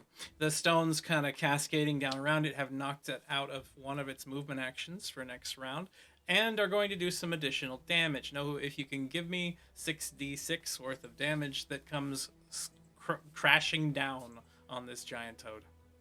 Of course. Boom, 14 points plus. That's a lot of ones. That is a lot of ones. Can I use one of my aces? You can use an ace to reroll that for sure. Yeah, I'll use it because I don't like that many ones. 24, There we much go. better. So 24, Then no 21, 40. ones. All right. The That's creature takes a because solid Nohu slam. is the only number one. You see like bruising and stuff appearing along its side, but now the creature goes. That explosion went off. It was trying to move. It looks over, and you see these rage-filled eyes as it looks over and sees you, Nohu. And in this moment, after trying to come at you once before, it is absolutely aware of who you are. You're the morsel that escaped, and you've come and you've dared to invade its lair. And in the distance, you hear it roar, and of course, Nova hears what it says. How dare you harm Erdrew? You are now food that I will poop out. And it jumps forward and tries to snap at you from midair. That huge body as it tries to just swallow you in one big bite. Oh, goodness I mean, gracious. it's accurate. I'm not translating it though. Yeah, it's fine. Wrong die, of course, because I clicked in the wrong spot. Why There. am I you? Like you keep rolling. There with is Nova for some McCree? reason you were selected. There we go. Thank you. The creature attacks and gets a 24 to bite that morsel out of the air. Oh, goodness gracious. I guess I'll just have to use my defense roll. Or can I simply activate my Agama once again to turn into a scaldingly hot an appetizing morsel of a codkin? You That is can hard to swallow. choose not to defend yourself in that way, forcing them to potentially take damage, but they will still swallow you if you don't do anything at all. Just turning on Agama doesn't necessarily stop that. You know what? I think that's what I'm going to do. Exactly that. Okay. Turn on Agama. I'm going to crawl myself out of that thing's gut. All right, so you become a blaze suddenly, flying upside down as like a fly in the air. This frog leaps up and just, and Nohu is suddenly swallowed by the creature. As it shovels you down its gullet, the pressing weight and force causes some damage to you. This is enveloping damage, Nohu. You get to choose how you want to handle this, but it will do, in general, usually higher than usual damage. So over the course of this round, you are taking 16 points of damage. You only have 11 health. Every single wound you wish to take counts as 5 points of damage, and you can associate that in any part of your body you wish. Can Nohu use an A hit to make that half damage though? Not enveloping damage. Gotcha. So I can take a wound, which takes 5 points of damage, and I can place it in one place. I'll take one on my leg. Okay. It's the one to the left of that. That one is impaired. Impaired is when your leg is basically gone. All right. Triangle means you can't use that limb at all anymore, and that comes after a wound. An impairment you can use like a wound, so if you want to take another 5 points of damage using an impairment, you can, but then your leg is useless. Oh, I see. I think I'll take a wound on the other leg. That's 10 points of damage. And I only have one for my core hit point, right? Yeah, so you have, that would be 5, 10, and you took 16 damage. So that gives you 6 damage to your core hit points. 6. Yeah. All right. So Wow. your legs become severely injured from that crushing weight. Then you set ablaze. I will give you an extra die of the type of your Agama damage since you are so enclosed here and in constant contact. Go ahead and roll your Agama damage and add an extra die of the same type of damage. All right. As you become very hard to swallow, suddenly 8 points of damage burns out against this creature. Nohu has now done over half of the damage that this creature has in health by himself.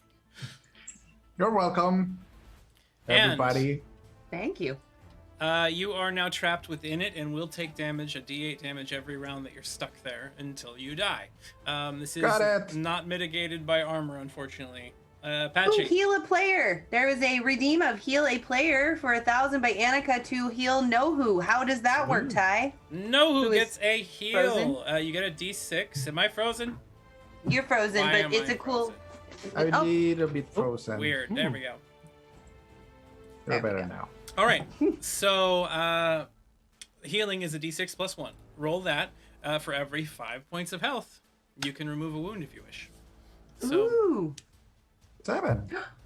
So I remove 1 wound, and I have 2 still remaining, which I can apply to my core hit points. Is yes, that you correct? can. So the damage there, you feel this searing pain. There's this horrible crushing sensation, but you seem to be able to tough your way through it, and it's not as bad as you initially thought it was going to be. Thank you, Annika. Also, Keeping people. I will say also, Nohu's also been fed a bunch of random chemicals by Patchy, so maybe That's not true. wrong. He just- He's also maybe some of it's- ingested some. His own. maybe, Yeah. maybe no, are you saying maybe know who's part Wolverine? Is that what I'm hearing? honestly, because I think Nohu is at this point starting to become unkillable narratively, not mechanically. See, Rob's mind went Wolverine. My mind went what happens when you add random chemicals to fire? Maybe It's we like, shouldn't no. find out. No explodes. Yeah. Fireworks. That's how you get fireworks, Anna. Yeah. It's fine.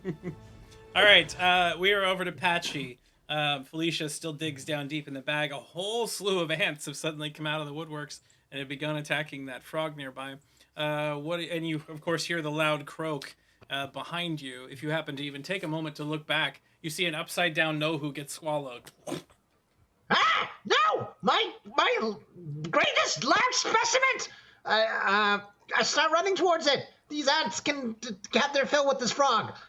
All right, so you start sprinting away. Of course, your movement is 5, so you can move up to 10 if you want to use both actions doing so. That would put you right about here. If I move 5, I can't shoot at it. It's too far, right?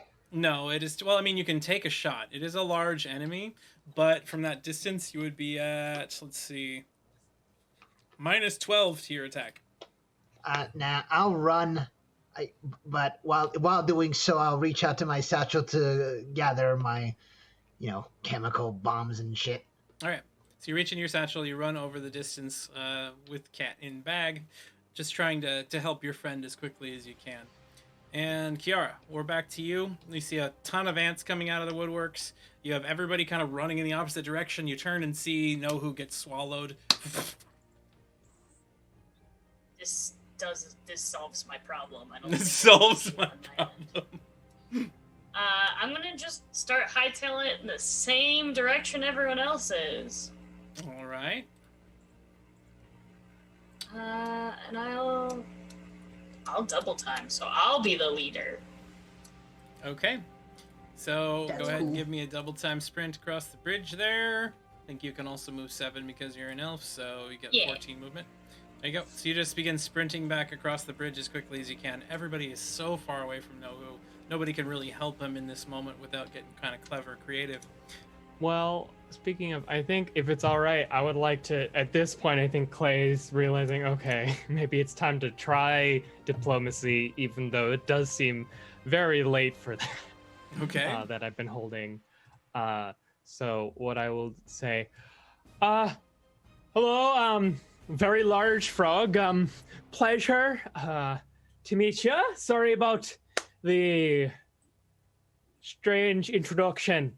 Can I whisper the frog's name to Clay just while he's... Sure. Which I can't remember off the top of my Of head. course, No, Urgru, of course. Urgru. Sorry, I must have missed your, the name tag.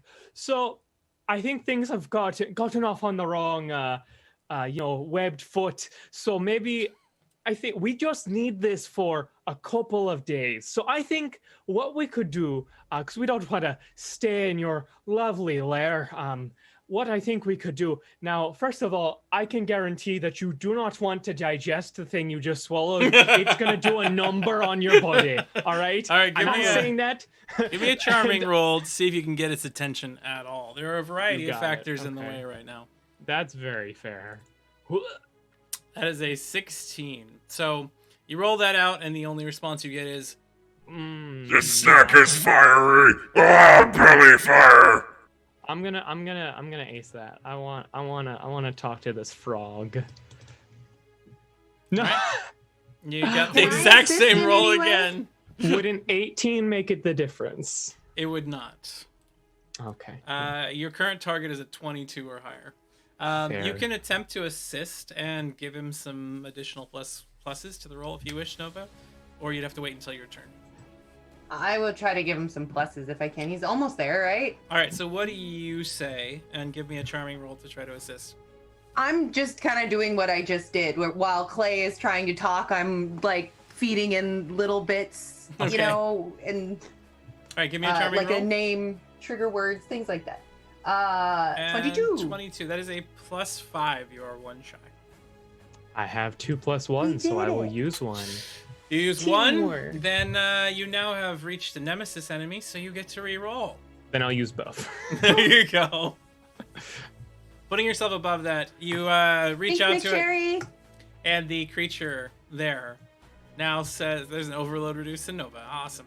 The creature now looks at you. What this time days? What days? Just, you know how it gets dark and then it's light again? Just a couple of those times, all right? And then you'll be right back. Goes round in the sky. And we'll make sure all these ants that are here that would hurt you are gone. And I'll tell you where I know there's plenty of food for you to snack on. All right? So much. Heartburn, no food. Vomit. Right. No, Spit it up. You get it out of your Drop it. body. No, mine. It's gonna hurt worse. It's gonna get worse. No. Do you have any Butt idea where will that's? be on fire. Do you have any idea? Your butt will be on fire, not your mouth. Do you have any idea where that's been? You don't. You don't want to know. You are leaving. Urgru, leave you alone. Leaving Urgru, leave you alone. We're so close to a great setup. We just need your wonderful safe place. Can't have house, my house. Right. House. But we just need it for a little bit. All right. Guests. To borrow. We could be guests. No guests. What about all your friends that were outside? They were my baby. Oh, shh! Don't bring those up. Clay. Right.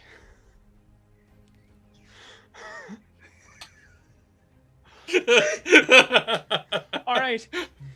What if we both leave for a while and then you come back later? I know You could go leave. on vacation. I know Have a leave. nice vacation. I You need could to go on a take nice judo walk. in sometime and I'm not leaving. You deserve some you time. I'm Hey. comfortable in my own place. Oh, but staying at home the whole time. I mean, not going outside. It's not great for your mental health, to stay like in a small space enclosed, not really You need vitamin in D. the outside world. You need that. You need to stretch those big old All right. legs.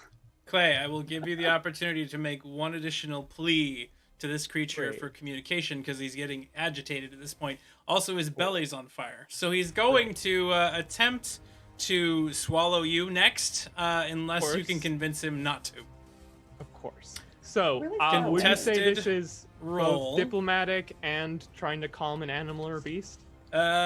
Yes, this would be a beast. Of course, you don't speak its language. All you're doing is talking to it while Nova Right. deciphers what you say. I mean, but it can understand me because I'm an outer clan, Mm-hmm. Yeah. and I have a translator. True. All right. So, So, great. So I'll have a +3 to it total then because of diplomacy of outer clan and being good with beasts. here we go. Give us the roll. Your opponent has a Holy shit. 26 to your How much? 26. You're both going to be re-rolling now. Wait a second. I feel like I have. Oh, that is a 27 because I succeeded at walk the talk last episode, and it gives me +1 to all of my rolls for this scene. All right. So at this point, you can ask this creature to do one of two things. Mhm. It can either try to let go of your friend, Mhm. or it can give you a small amount of time in its lair, and only you. Yeah, I'll have it. I'll convince it. Listen, I know we're not exactly friends, but you seriously don't want that thing in your belly. The thing you swallowed. I mean, honestly, maybe I shouldn't be telling you this because we are fighting right now to a degree, but honestly, there's no way to go. It burns a lot. It's not gonna. It's just gonna get worse. So much worse. And it proceeds to start horking up its guts. At this point, Nohu, do you want to hold on or try to go with the ride back out? I'm holding on. I have a plan. Give me a strong roll, Nohu, as it Honestly- tries to vomit you out. Honestly, wasting its turn trying to get Nohu out of Right. its system is a good So plan. I think. it got a 3 to vomit you out. You got a 2 to stay in. You're only one shy. Only one shy, but I already used those last trees that I got, sadly, in Do the you have damage. Do you have anything that could what help you if in this circumstance other than just there's- yourself? I'm sure Um, the chat's favorite character could get a +1. I mean, +1 just means he's going to re-roll as well. oh, that's right, Nemesis. Mhm. Sadly, no. I don't have anything else at the moment. You do. I'm gonna play a benevolent GM temporarily here. You do have a grappling hook tail. Oh, can I use that inside its guts? Yeah, remember that it is attached to your tail and that you have bonuses to grappling. So even just using it gives you your grappling bonus. Oh, that is good to know. Then yes, I'll probably lose the next roll, but sure, I'll keep it with the.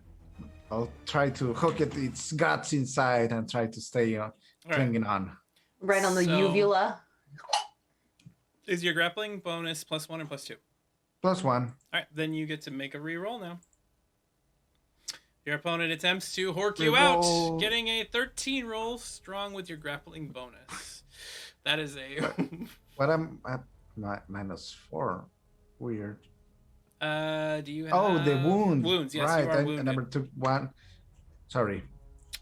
So you should have a 2 there. Instead of a 1.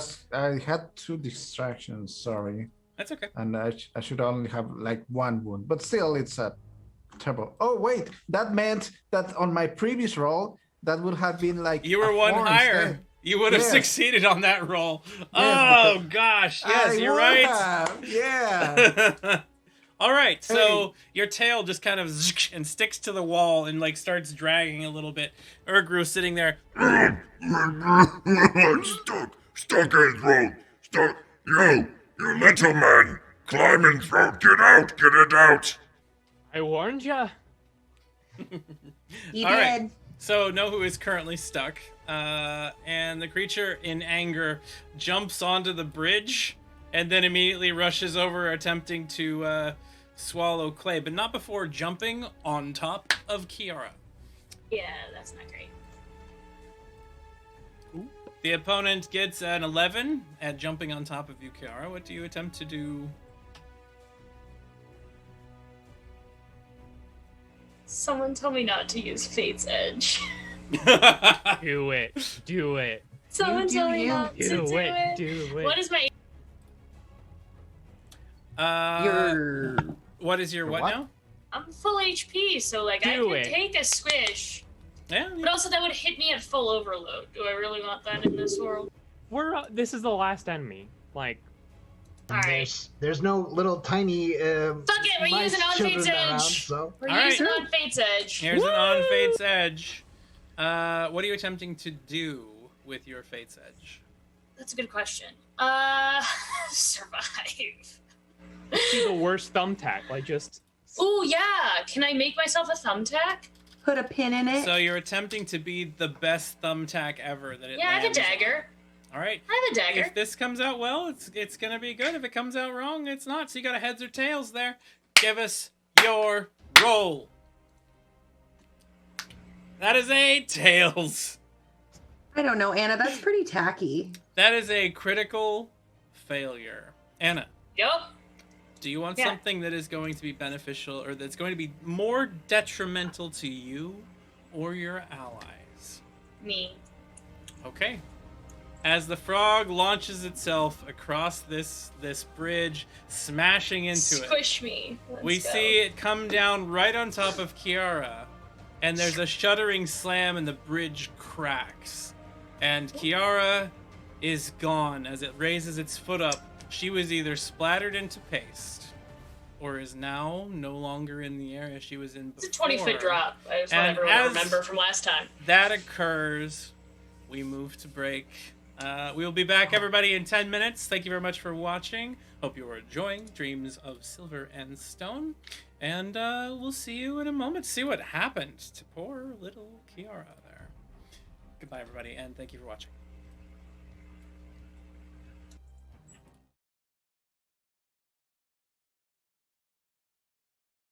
Hello, everyone, and welcome back to Dreams of Silver and Stone. Sorry about the delay, and thank you, McSherry, for the aces. Everybody gains one. So we will get to, I don't know, maybe not die this time. Maybe next time. We'll see. Maybe this time. I mean, there's a lot still happening. So we're going to Very hard return. to die this time. We're returning back to the game now to see what happens next. The giant creature had landed on the bridge, had slammed Kiara through it. You are going to take some damage, maybe not as much as you would have taken had the bridge held, but still enough that it's not great. Out comes damage for you. You're going to be taking 8 points of damage to your head.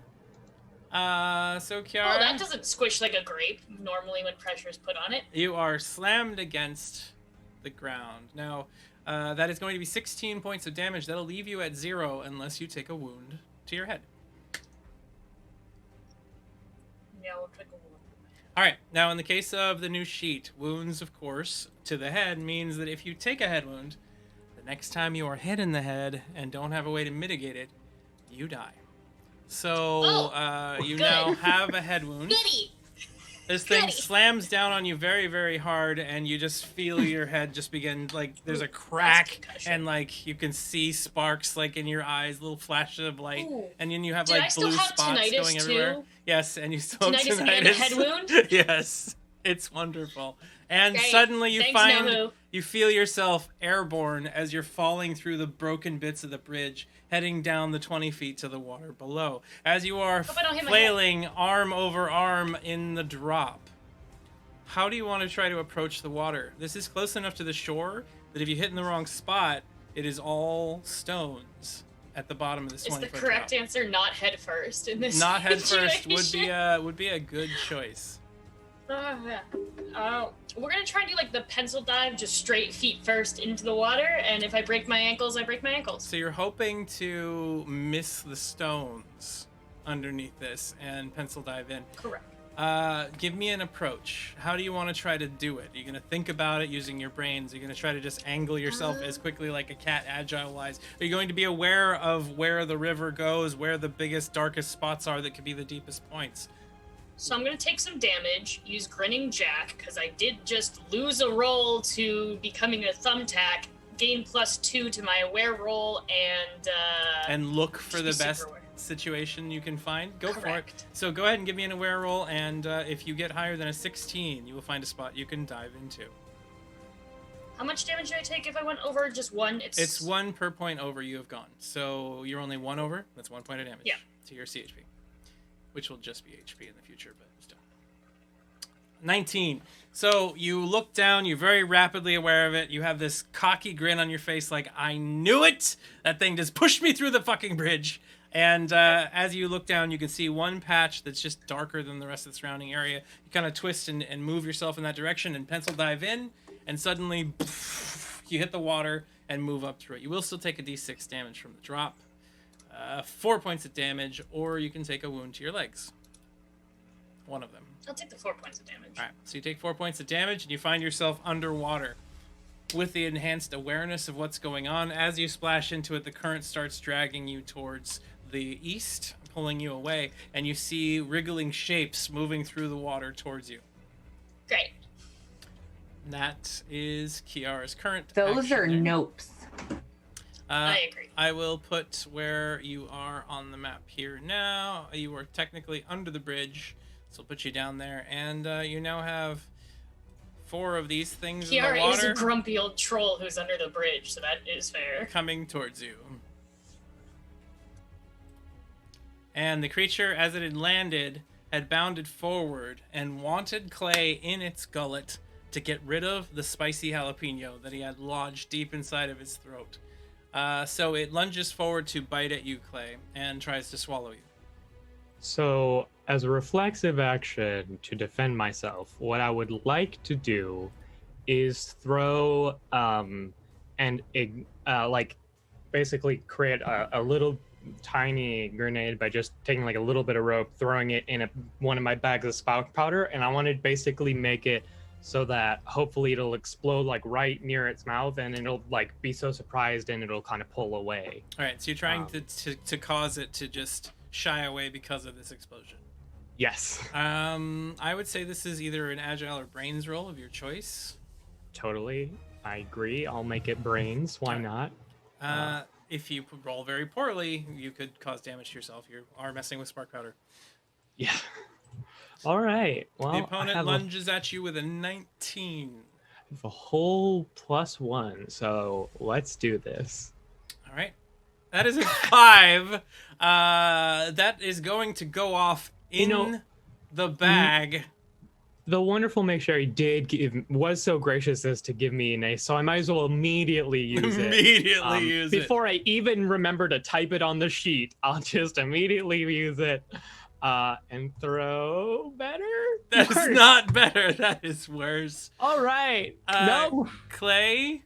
Fate doesn't want it.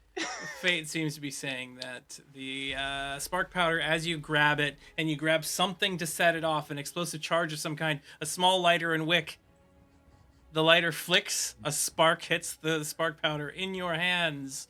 And how many charges of spark powder were you attempting to use in this? I only wanted the noise, so it's just hopefully going to do the 1d4. Yeah, so you will take 1d4 points of damage. Roll that, but you also were unsuccessful at defending yourself. From that's Urgru. the more part I'm more worried about. Okay, 1 point of damage. A whole point of damage. Nothing major. Now, will I be able to use an A hit on this one because it's not like I'm not being swallowed, or I am being swallowed? You are being swallowed. Oh, never mind. All right. So basically all that happens is up in there. It immediately just gulps forward and scoops you up. It knocks Nova just a little bit to the side, and now you are also lodged in its gullet. As it begins to swallow, its forces in the muscles of its wall are already fighting something else. You won't take as much damage in enveloping as poor little Nohu did before, but there is still damage coming to you. This will be halved. But it's enveloping damage, so it goes straight to hit points.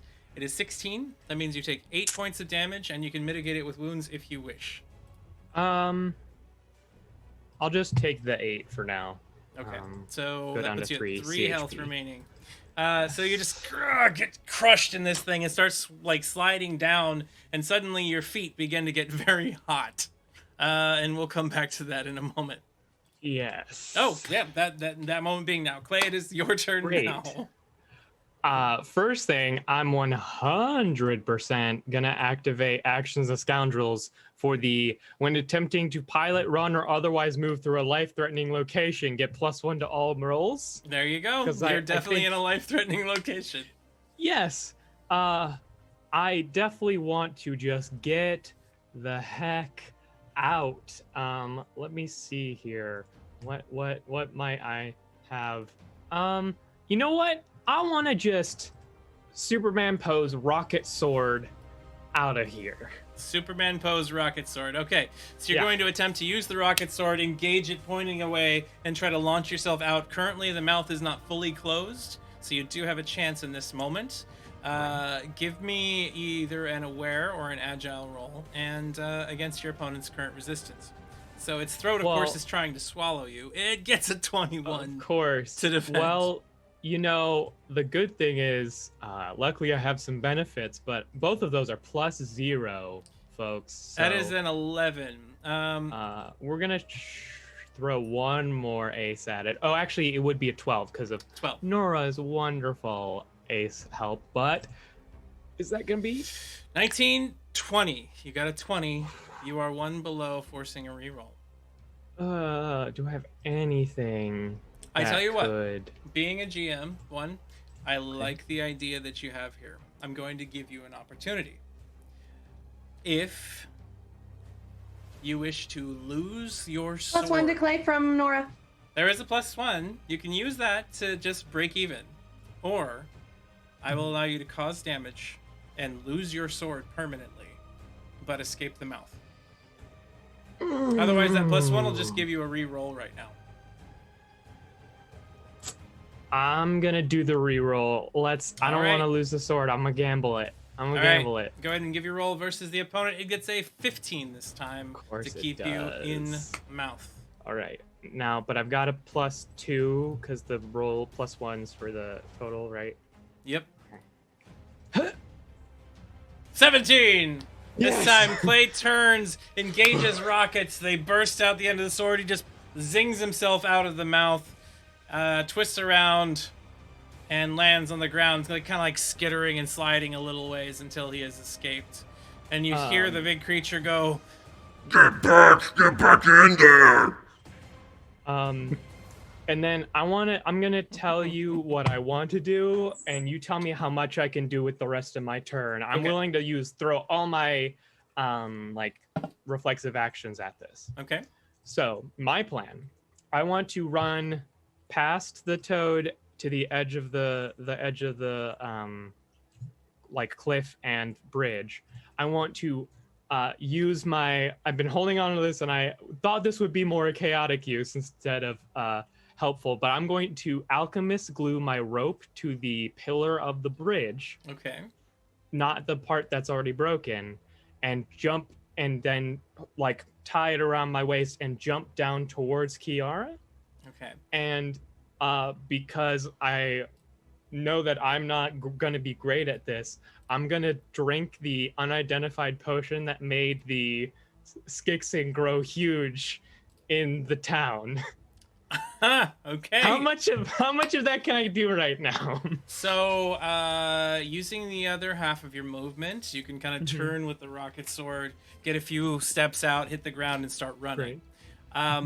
If you can achieve an agile of a 16 or higher, that will give you enough time to stick the rope and jump while holding one end of it, attempting to tie yourself as you fall.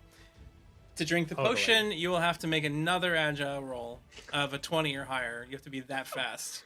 Of course. Otherwise, you're just going to be free falling. And that'll be the end of +1 your turn. from Big B's to your roll there. There's a +1. Okay, so I get a Two +2 on +1s. this.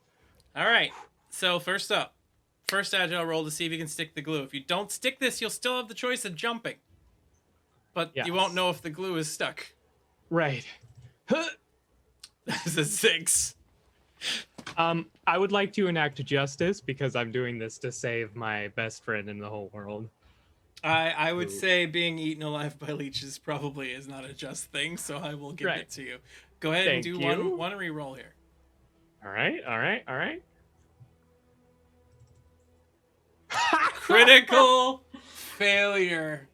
One more ace, please. I'm almost okay. out of my aces. Okay. So we're gonna move past that one. Okay. Ooh. No, we're not getting the sovereign. We're not getting All right. the glue on there. So, Understood. choice. Did Yes. you go to stick the glue, thought you got it, jumped? Or were you not fast enough to get there yet and you have to wait? And by that point, Kiara might be further away downstream by the time you get to act again. Ooh. You know what? I'm going to put my trust in this potion.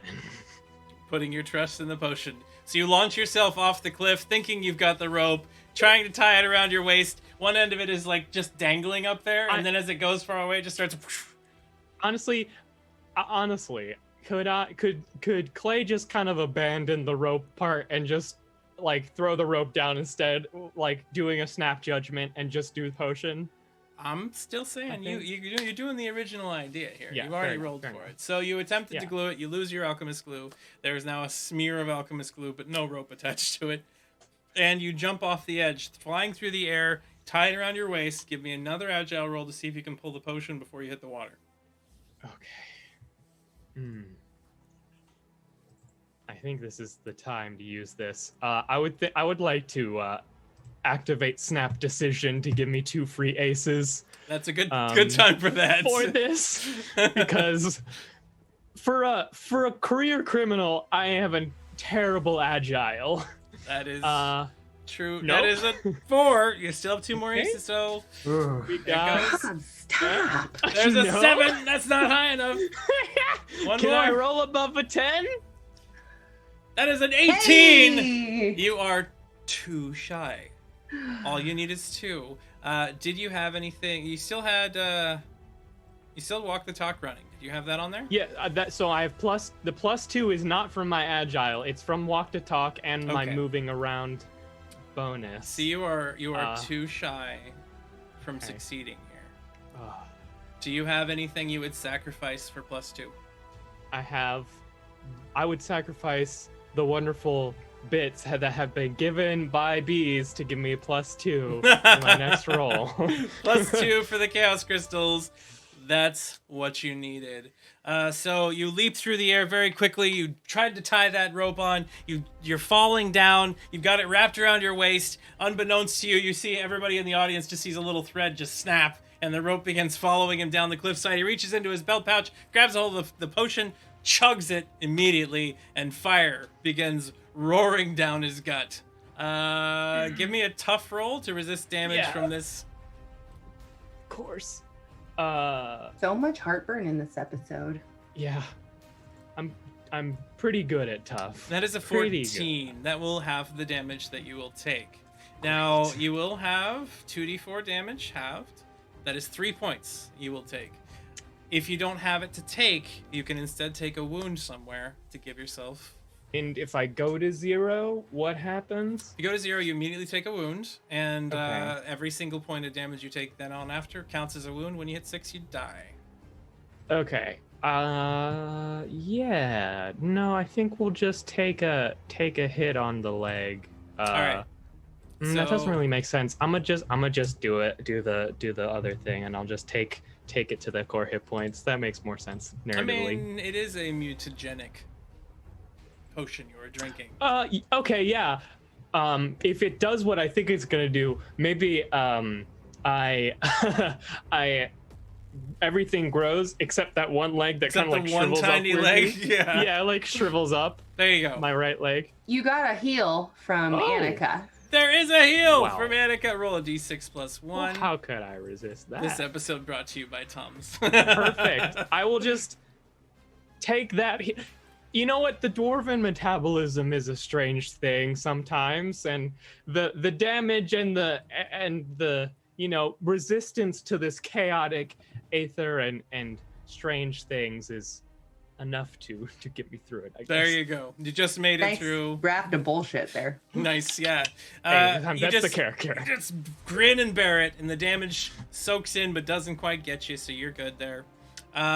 Next up, we now see Clay, begin like growing very rapidly. His clothing begins shredding because it's not the right size.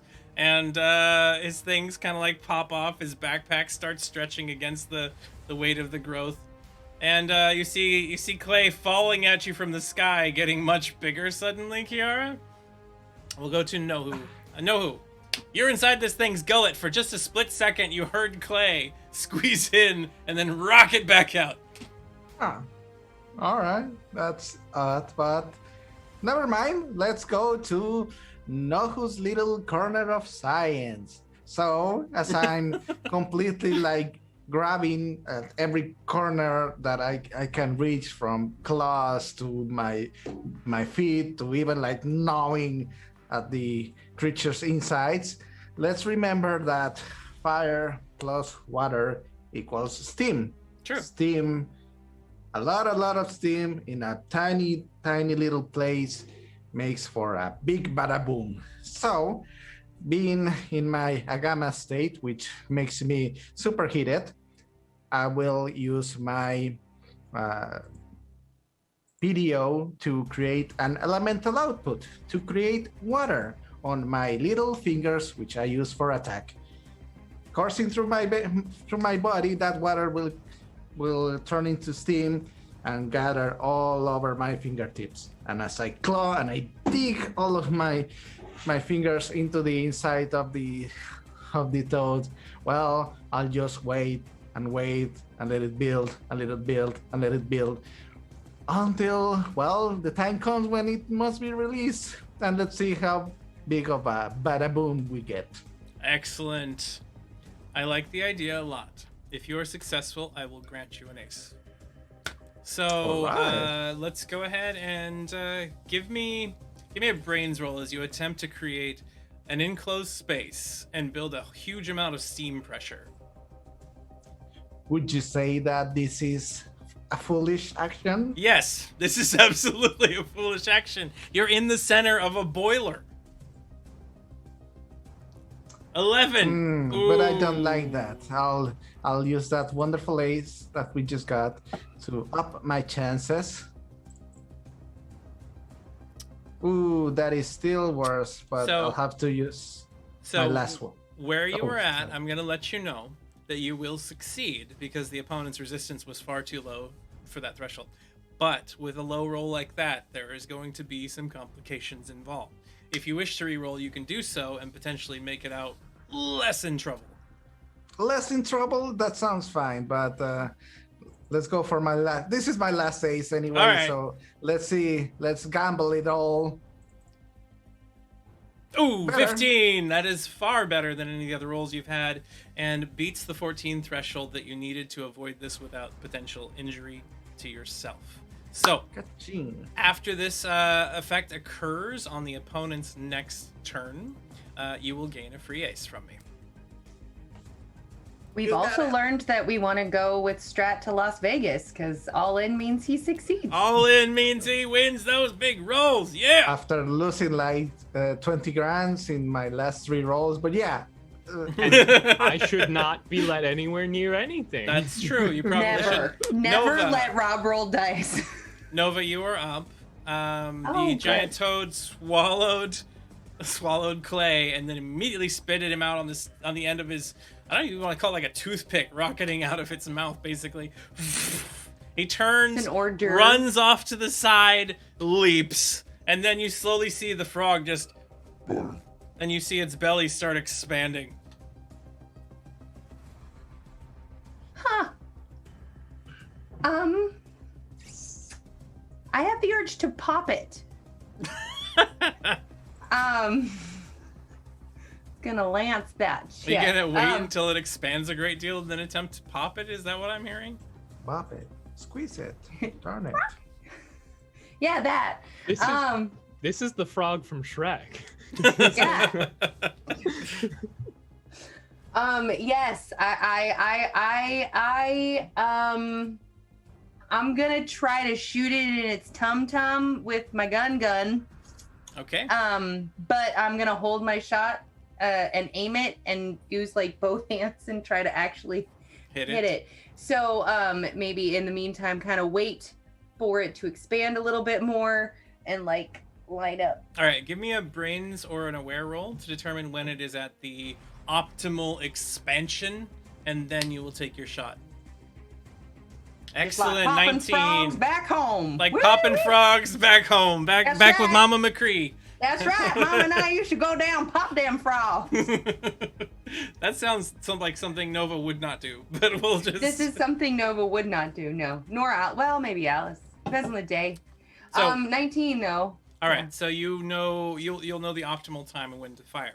Whether I large- can hit it at that point, that's up in the air. The large creature continues trying to crush Nohu from within. That burning sensation, the gullet just doing what it does. Nohu, you are going to take straight damage. You're going to be taking 3 points of hit point damage unless you wish to take a wound instead. You are muted. You're still muted. We can't hear you. Silenced, my friend. You're silenced. Oh, sorry, I keep forgetting when I muted. But no, I'll take the 3 damage. I'm Okay. still at remaining at 4. And Nohu is immune to fear, so he doesn't care. He has his plan. He's going to follow through. Of course. I'm going to say that since your gamma is active, you would normally be doing damage, but since you are causing this steam effect to occur, it is kind of creating the lead and frost, and it's expanding, so you're not going to be causing a gamma damage directly to the creature. As it is there now, it sees Nova in front of it. It's got Patchy off to the side. Those are really the only interlopers left. Nova has been the one that, yeah, at this moment it goes, I think Nova hurt him the most with Yo! that mean comment last You time. hurt feelings of Agro. You must now become paste. you see its big paw just swing down towards you, trying to splat you onto the stones. Rude.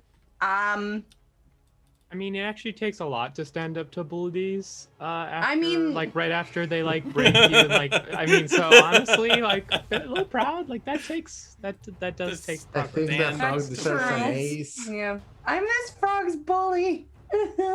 So it goes to Um, squish you. You can make a defense roll if you wish, or something else. You Will currently the are. def- Go ahead.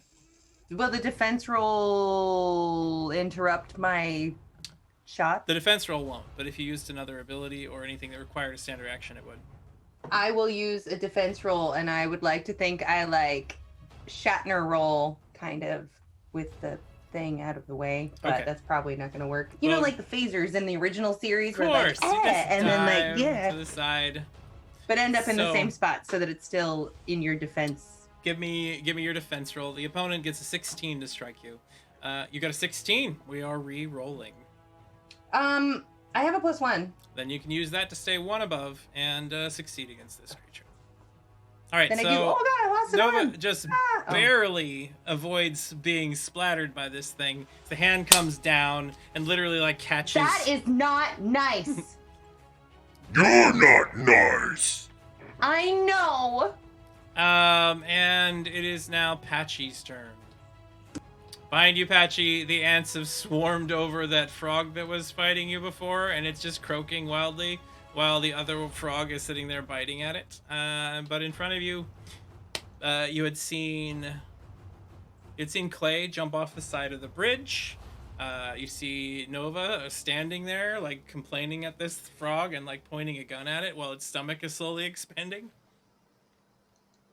Ooh, okay. Complaining.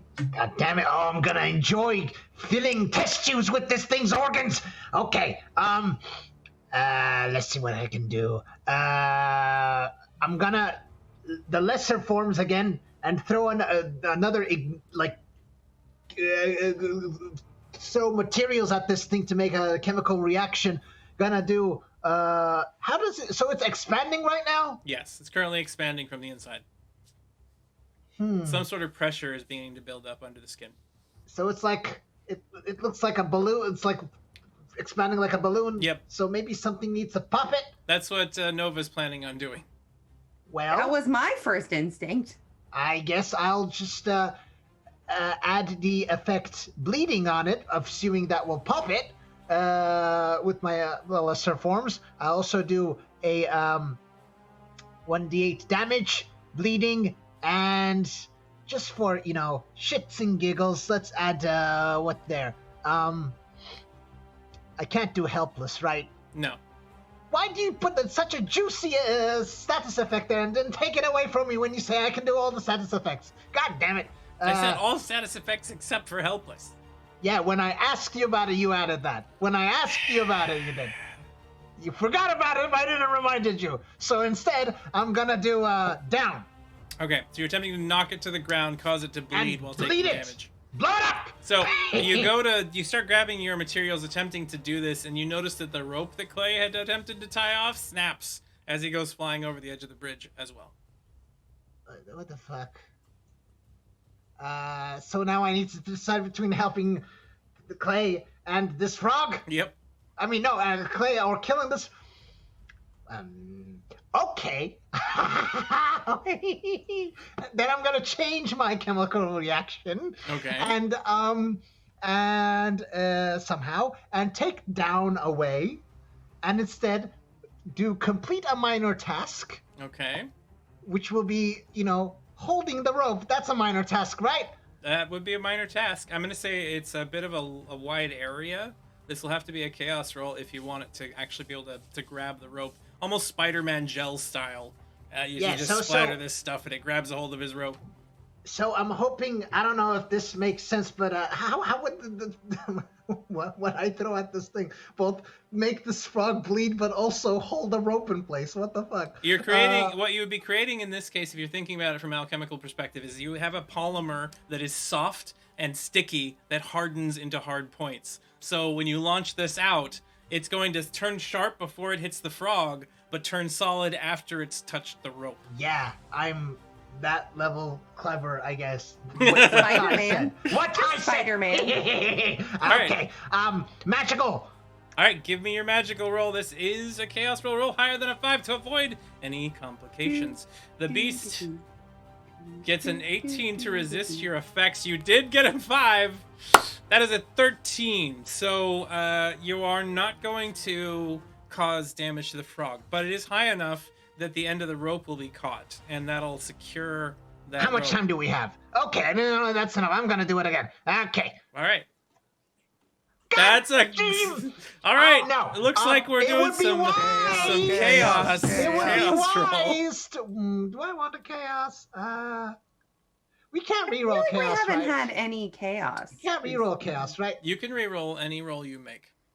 Okay, you know what? I'm gonna do a chaos, and then I will, if it's bad, I will say it is wise to not have that effect. Okay. All right, we're going Don't chaos, play your everybody. We're hand. seeing what happens here now.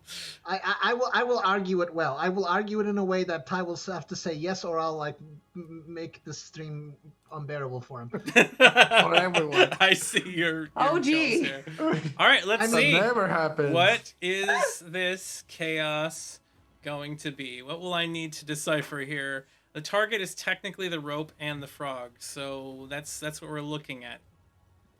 The rope turns into a snake and bites Kiara's head. I and she really want dies. to mind So wait. swap. Mind Chaos swap. roll. Ah. The rope with the frog. I keep forgetting how to chaos roll. Where do I roll chaos? I've got a chaotic aether table here. I will share with you. You should have it there now. Did it show up? There we are, and it is the target, or a random one in the affected area, has a powerful extraplanar entity. Reach out to them for some task at the GM discretion. If the target agrees to the task, the being grants the target +3 to all rolls for the rest of the scene. Do you wish to have that? If that frog agrees to do whatever task this extraplanar entity has, this eternal from beyond, it will become stronger. Is there a chance this extra entity is friendly? No, it's not going to ask any of you anything. You know what? Look, it is wise for Patchy's chemical reaction to be what you said and not what that thing is. That would be not wise. That would be dumb. Like, what kind of a scientist am I to call something like this? Goddamn! Can you rephrase that for me to understand better? I am smarter than causing something like that from happening. I will give And it you would be your reroll. otherwise. Go Yes, ahead. thanks. That'll use Patchy your knows better than the metal virtue. with Here the we eternal go. plane. All targets in the affected area have their legs and arms turned into tentacles instead for the next 24 hours. They gain +2 to agile, but can't lift more than 2 weight with each What kind individual of tentacle. hentai bullshit They have is this time? 3 per limb and 4 per leg replaced. Frog. They gain a swim speed equal to their move. The giant frog suddenly has tentacles for arms and better? legs that just start flailing Is and it flapping worse? every way, and so does the rope. rope. The rope is now a series of multiple octopus tentacles that wrap around your waist there, Clay. Well, it would still hold them in place, Oh. right? That would still, I mean, it's technically still grasping him, but if it changes its grabbing. mind at a later point in time, you have no idea. It's a rope. It has no mind. Yeah, you Just know, tentacles. if the rope changes, it's If mine. the But rope wait, changes its wait, doesn't mind. this mean that this thing is now like can't really jump anymore? Yes, it is no longer able to jump. Its legs aren't Yeah, strong there enough to we lift go. itself. Okay. It can swim Have really you ever well. watched? I was gonna say, have you ever watched an octopus scuttle across the? It's still moving. Yeah, You I should mean, It can still accomplish. move. It just can't jump anymore. I meant to do that, and it's just penguins, Just arms. octopuses. What is this? What is this? I don't understand. What happened You to like my to turn you when hands? you are mean. Now, unless you want me to turn you into calamari, you start playing well. I'm already calamari. I love calamari. Nice Like- aioli. like- So, Kiara, We'll eat you. That's what I mean. that was Patchy's turn, turning the giant creature's arms and legs into It's a tentacles. hentai, yeah. You are down in the muck in the water, and these creatures immediately begin swimming directly at you. 4 of them come in your direction. One of them immediately just launches out to bite you. Cool. I'm gonna dodge that. Give me a defense. Opponent gets an 11. You get a 7. Why do you have a 7? Oh, yeah, because your What armor. the fuck? That is a critical failure. Can I argue endurance? Currently you are under the effect of a status, being wounded, so just having that lets you argue endurance. Oh, sweet. Yes. I want to do that and reroll and not get a You nat are one. struggling through Nat Oh my 1 God. again! There's the rockets in your. Oh wait. Okay, Kiara, this is a critical Listen. failure. You don't have any abilities to This reroll is Listen, going to be your Strat. choice. Your choice is Big Sherry has given you a heal preemptively. there is so- a heal. I like roll, that. Roll a d6. Gain 1d6 plus 1 health back. With that back, there you go. That is 6 health. That gives you the option of either Both gaining. McSherry and some random dude have given. Some random dude Oh, shit, named it's my- Epic Otter. My profile's been hacked by Stu. no. It's Stu. It's not Oh, me. you're hacked Somebody- to hell. Right. Man. Somebody hacked Sinan's count No, that's just a to hack. Some send guy. bits to a channel. His name is Stu, all right. allegedly. I think There, you should there are ban some him. aces to Kiara, and the healing is going to give you an option of either gaining back the 6 health or Or getting rid of removing the wound. your wound. One or the I'm other. gonna remove the wound. Okay. So rid of that you kind of head. shake your head a little bit. Your natural elven capabilities kind of kick in. You have an the adrenaline tinnitus spike, gone? and the tinnitus fades, but you're still Yes! hearing sloshy, watery noises. Now you did have a critical fail, but you can now Now you have re-roll because swimmers you've been here. given 2 aces. So Okay, there you go. if you'd like to re-roll that, go ahead and do so. What are the odds I get another one? 17. Boom! With that armor underwater, you kind of twist. These things grab a hold of you lamprey style, but the armor you're wearing seems to be keeping them off of your skin. As they're like twisting and writhing inside of the water. They don't pull you down at this point. But you are starting to be covered in these things. Kiara, what do? You're underwater. These things are starting to climb around you. You see a massive dark shadow above you, and as you look up, you see Clay just falling down towards you, like his clothing all ripping off in midair, and tentacles wrapped around his waist. But those don't grow with me, right? Those are not growing. Those just pop off and fall off. with Eventually, me. Oh, they're wait, just does my distraction also go since I'm when the no wound longer is wounded? when the wound is gone, the distraction is gone. Cool. I don't know. The the one time I regret not keeping Know Who's rockets. The one time. The one time so far. Mm-hmm. Never do it again. Isn't there a chance it's just on the water that dog, rusts or something? Try and swim to an area, one, where I'm not going to get squished by a falling gigantic hentai clay, and I can maybe climb back up. All right. You could try to swim backwards against the current under the edge of the bridge. That would be the safest place you can think of at the moment. Thanks, McSherry, for the gift subs. Thank you for the gift sub bomb, McSherry. We appreciate it. I'll say because of that, you can choose somebody else to give a +1 to, or a ace to rather, not a +1. It's way better than a +1. So give me a strong roll as you swim against the current, trying to get over to that position under the bridge. You need to beat a 14 or higher to succeed. My -3 strong? That is a 7. As you turn and begin trying to swim against the current. Ace? All right, there's an ace. Give us another roll. Oh, 16 this time. You start struggling against the current, but knowing this could be life or death, this could be serious, you begin pulling yourself away from it as quickly as possible, and you make it just out of the range as Clay just boosh, water goes spraying everywhere. There's a loud wet whoosh, as all of those tentacle arms snap off of his midsection, and black ichor goes spraying everywhere. So that would be your action at the moment. Yeah. Those creatures down below continue getting closer. We see continuing fighting occur, but that frog croaks, and all of these ants begin carving it up and taking pieces. Know who gets that +1 from McSherry? An ace, not a +1. It is an That's ace. what I mean. Excellent, thank you. Know who you gotta? Because she's a great fan of great adventurers. Of course she is. Some of the ants start taking that away as the other frog kind of hops in this direction, bounces over and lands next to Patchy. The one in the distance eats the ant that was there, and then proceeds to bound down the hill and starts coming towards its It eats the ant. I told the ants not to eat it because I felt bad. This is what you get for having a heart in a sad, sick world. You didn't tell the frogs not to eat the ants, though. Oh my god, I didn't! You did not. Clay, your turn. As you pinwheel down, everything snaps off of you. That rope turns into something wiggly and organic and feels really strange against your now bare midriff. And you crash into the water down below, large enough that give me a tough roll just to hit it without any damage. Do I get bonuses to tough for being large? Yes, you have a +4. Amazing. George. And that is a 24. You just slam into the water, your legs go down to the bottom, and it's almost like you're standing in waist-high water suddenly. You see all these little creatures that have been chasing after Kiara. You turn, you see Kiara standing off to the side.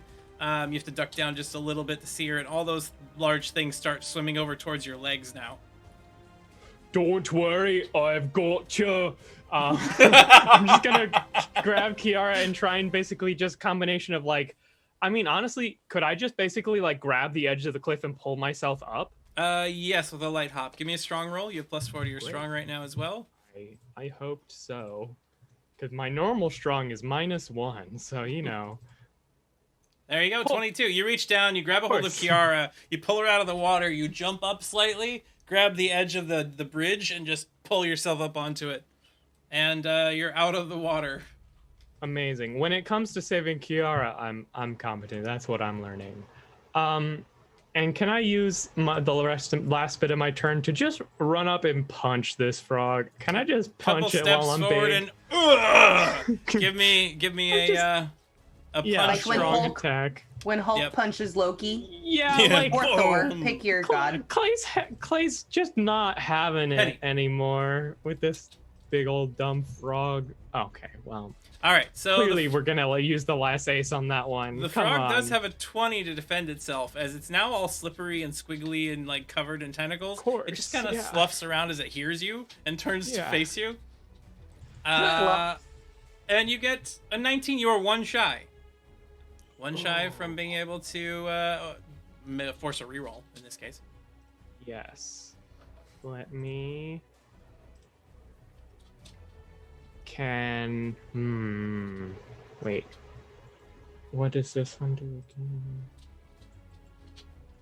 Ooh. Hold up. Okay. Can I argue that I have opportunity because Nova's right next to it and know who's inside it, causing it severe pain? I can't deny you that one because you have So two that's other a engaged allies with 21. it, and you hit it. So you swing in with your fist.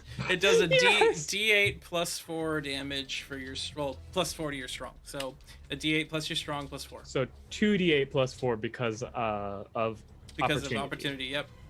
Oh, punch! Boom! 13 points of damage. Suddenly something hits it so hard. Nohu, you are like shuddered around inside of the belly as steam continues to spray and expand. And it is your turn, Nohu. So at this point, you've begun to build a great deal of pressure, but it's starting to try to escape from either end of the tract. Is there something you wish to do about that, or do you want to just let it go? It's starting to escape. Mm-hmm. Is there like can due to some wounds or just the room or the place in general? It's starting to escape via its throat and anus. Oh, great. I'll try to double dip in that case in my elemental output to create like a barrier of wind around me so that it cannot move away. Oh, give me another brains roll as you attempt to trap the air inside of this small place. You try to create some sort of barrier. That won't be high enough. It needs to be a 14 or higher. Is that all you've got? No, I've got an ace. All right. Let's use that. Brains. Boom! 26, nat 20. That's great. Nohu, two options available to you. Do you wish to, from this point on, have a +2 to all rolls to seal things like plumbing leaks or anything that you could consider a leak? Do you want to be able to stop those easier in the future? Or do you wish to perfectly hermetically seal the internal organs of this frog in this steam geyser, creating a massive amount of pressure so that when it is released, it will be a bigger explosion? Oh boy. You know... You want to hermetically seal the frog. I do want that, but looking into the future, oh man. Is the frog's ass watertight? How often? No, you know what? In the explosion, I need the biggest bada boom we can get. Okay. No. So Nohu hermetically seals this frog and the pressure begins to rise. You can feel it as your ears begin popping and your eyes kind of bulge a little further out of their sockets. And as this thing stretches and stretches and stretches, Nova, you recognize the moment has come for you to pierce this thing at optimal capacity as the skin begins to become almost translucent. And you can see Nohu inside with like little lights kind of just moving his arms around and keeping things going. You can't as his see silhouette. me. She can now see your silhouette through the skin because it's expanded. You're so like far. like a puppet show, like the shadow puppet. Yeah, like a shadow puppet show on the inside of this thing's gullet. Oh my god, this is gonna be so anticlimactic. I'm a terrible shot. All right, what do I roll? You're doing an aim shot that gives you a +4 to your accuracy of your firearm. Okay, and the accuracy. I'm scared. Oh, everything's just a little bit different. There we go. Your opponent gets a 17 to defend. So you need to get a 17 or higher. 17! Rolled a 17! Was that with... It wasn't 17 or higher. It's higher than a 17. Was that with the bonuses? Oh, it's actually 21. Right, with the +4, that is a 21. Nova turns, fires her gun right at the right angle, punctures this thing's gullet, and suddenly, pop! Huge explosion occurs out of this thing's body. Won't necessarily kill it, but we're about to find out. So, I'm gonna have... Thank you, Nora. I'm gonna have Nohu make the damage roll because he set this whole thing up inside of it to begin with. As the pressure releases in a violent cascade of wind, horrendous splattering of internal like bile and goop comes out at the same time, all over Nova and Patchy, who happen to be standing right in front of this thing. Do you remember Ghostbusters and mhm. how they dealt with the Marshmallow Man? I mean, that kind of ending I want. This Yeah. kind of damage, I'm going to say this is one of the max forms of enveloping damage you can get. This will be 5d20. It is swinging, but it can do a lot of damage. Wow. Yeesh. 5d20. Here we go. Boom! Natural 65 Oh, points of bugger. damage as this thing just explodes outward and the whole stomach kind of flips over itself. The top half of this frog folds over on top of Clay on the other side, and all that's left is like a splattering no. goop that just sprays all around. And I This is mean- not right. you can see the insides of this thing, but Nohu is just standing there as the whole frog just around him. He's the only thing left in the middle. And with that, the combat against Urkru has Cool guys ended. don't get frog explosions. Congratulations, everybody! You I have kind of blown wanted up. it to pop and like do the like untied balloon thing with a. Not quite. Oh well. But yes, at that moment, you have all finished this event, or whatever you want to call it. Oh my god! I hit my target. Ta-da! So Like the booming sound of my claps. Like, boom, boom, boom, boom.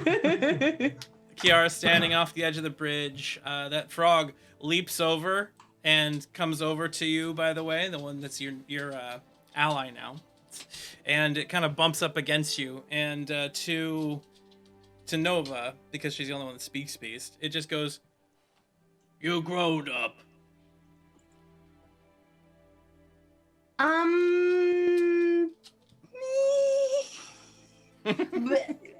Clay is a grown up. Yeah.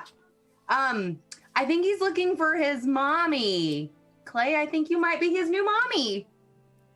Oh, Congrats. mommy. Mazel tov. Mommy. no, we're friends. We are. Da, is this Grandpa Da? Grandpa Da. Yeah, Grandpa Da. Yes. I can't understand you when you talk to them, but it sounds like you're signing me up for something here that I didn't consent to. I think I know these folks' behaviors in Miocenis, and they're definitely acting like you're their parent figure. Yep. Great. That I already didn't have enough of that already. Congratulations. Yes. So, But if you want to get rid of them, you say- can give one of them to me, and I can, dissect Don't give to it. pieces. Don't you dare give it to her. Okay, I'm just, saying if it's So, humane. Patchy, Donation roll for science. brains Yes. for me if you would, sir. Brains, okay. I like a brains. That was a 15. Clay Is that a good brains? drank a martyr juice potion. Uh, There were times when there were individuals that were outnumbered, outgunned, in a lot of trouble, really needed to succeed, and the Vincier needed ways to do that. So you developed a concoction that would greatly increase the offensive capabilities of someone, but it often killed the user after it wore off. Oh, okay. How do I know? Do I know ways to fixing that? I invented it. I must have ways, workarounds for it. Yeah. You need to cleanse his body. You need to have a series of chemical agents you don't have with you. They might be at your lab back at home, but he's If got only. probably 6 hours or so. Wait, no, wait. You can cleanse it. Wait, oh shit. Where'd you find that? On the Skixin that attacked everyone. Shit, you just forget everything you find. God damn it, lie down right now. Or no, lie face down. What? Just crouch.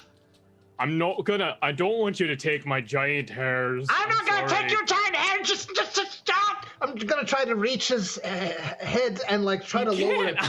He like jumps up and grabs a hold of your Just head. lower it. Don't lower yourself. Okay, I'll sit down if you get off me. I need you to puke this shit out! I'm trying to reach in with a stick to cause him to puke. Okay.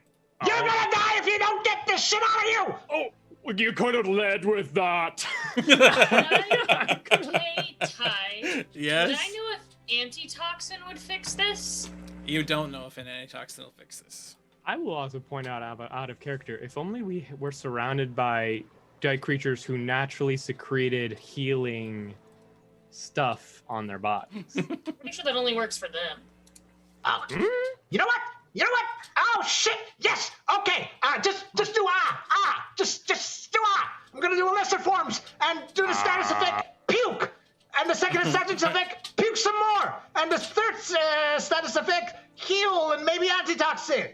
And throw in. You're going to do essence of Ipecac. Got it. So he just Gross. points at you with some chemicals, creates a magic circle, and then just blasts it into your mouth. Give me a tough roll, Clay. For sure. Antitoxins. Yes, I have stuff in my bag. Yes, You I still do. have the +4. Nat Natural 20. 20. Do we find out right now that Clay's immune to vomiting? Or would you like to be able to have a +1 to resist any type of alchemical effect from here on out? I feel like sometimes vomiting is a good thing. Yeah. I don't think that's I think I want the +1 against alchemy stuff. I feel like that, for some reason, may come in handy in the future. All right, so on your notes, Weird. put +1 to resistances based on alchemy. God damn it, didn't work. I'm gonna do double dose. Second time. Oh, I understand now. So you are completely immune to that effect as he splatters it in your face. It just tastes What do you bitter. mean? I drank the medicine. I don't know what else he wanted from me. Well, I'm how am I assuming gonna it'll cleanse it start out doing of its him then? thing. What? Ty, how am I gonna cleanse it out of him then? You might need to get it out of his blood. His blood. His blood. Oh shit. How do I? Do I lesser have forms? Do a little syringe thing to pump out his blood or something? What do we You can't do? just pump out my I blood. mean- That's not. You were just saying I'm gonna just point out. If you had Punch him in the medical, nose. if you had medical facilities that could help, you don't know. Kara probably would do it. Where do we have medical facilities except back in the? Give me a brains roll.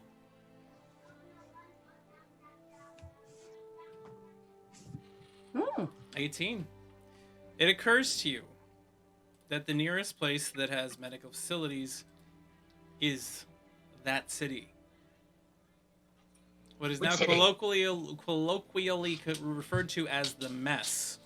That was a city that was attacked by the Vincier and is now magically irradiated, but there are a lot of facilities still intact in that area. Fuck no! I'm not Sounds going like there. we're going to Is that where I Chernobyl. think Let's it is? go. Is that where I think it is?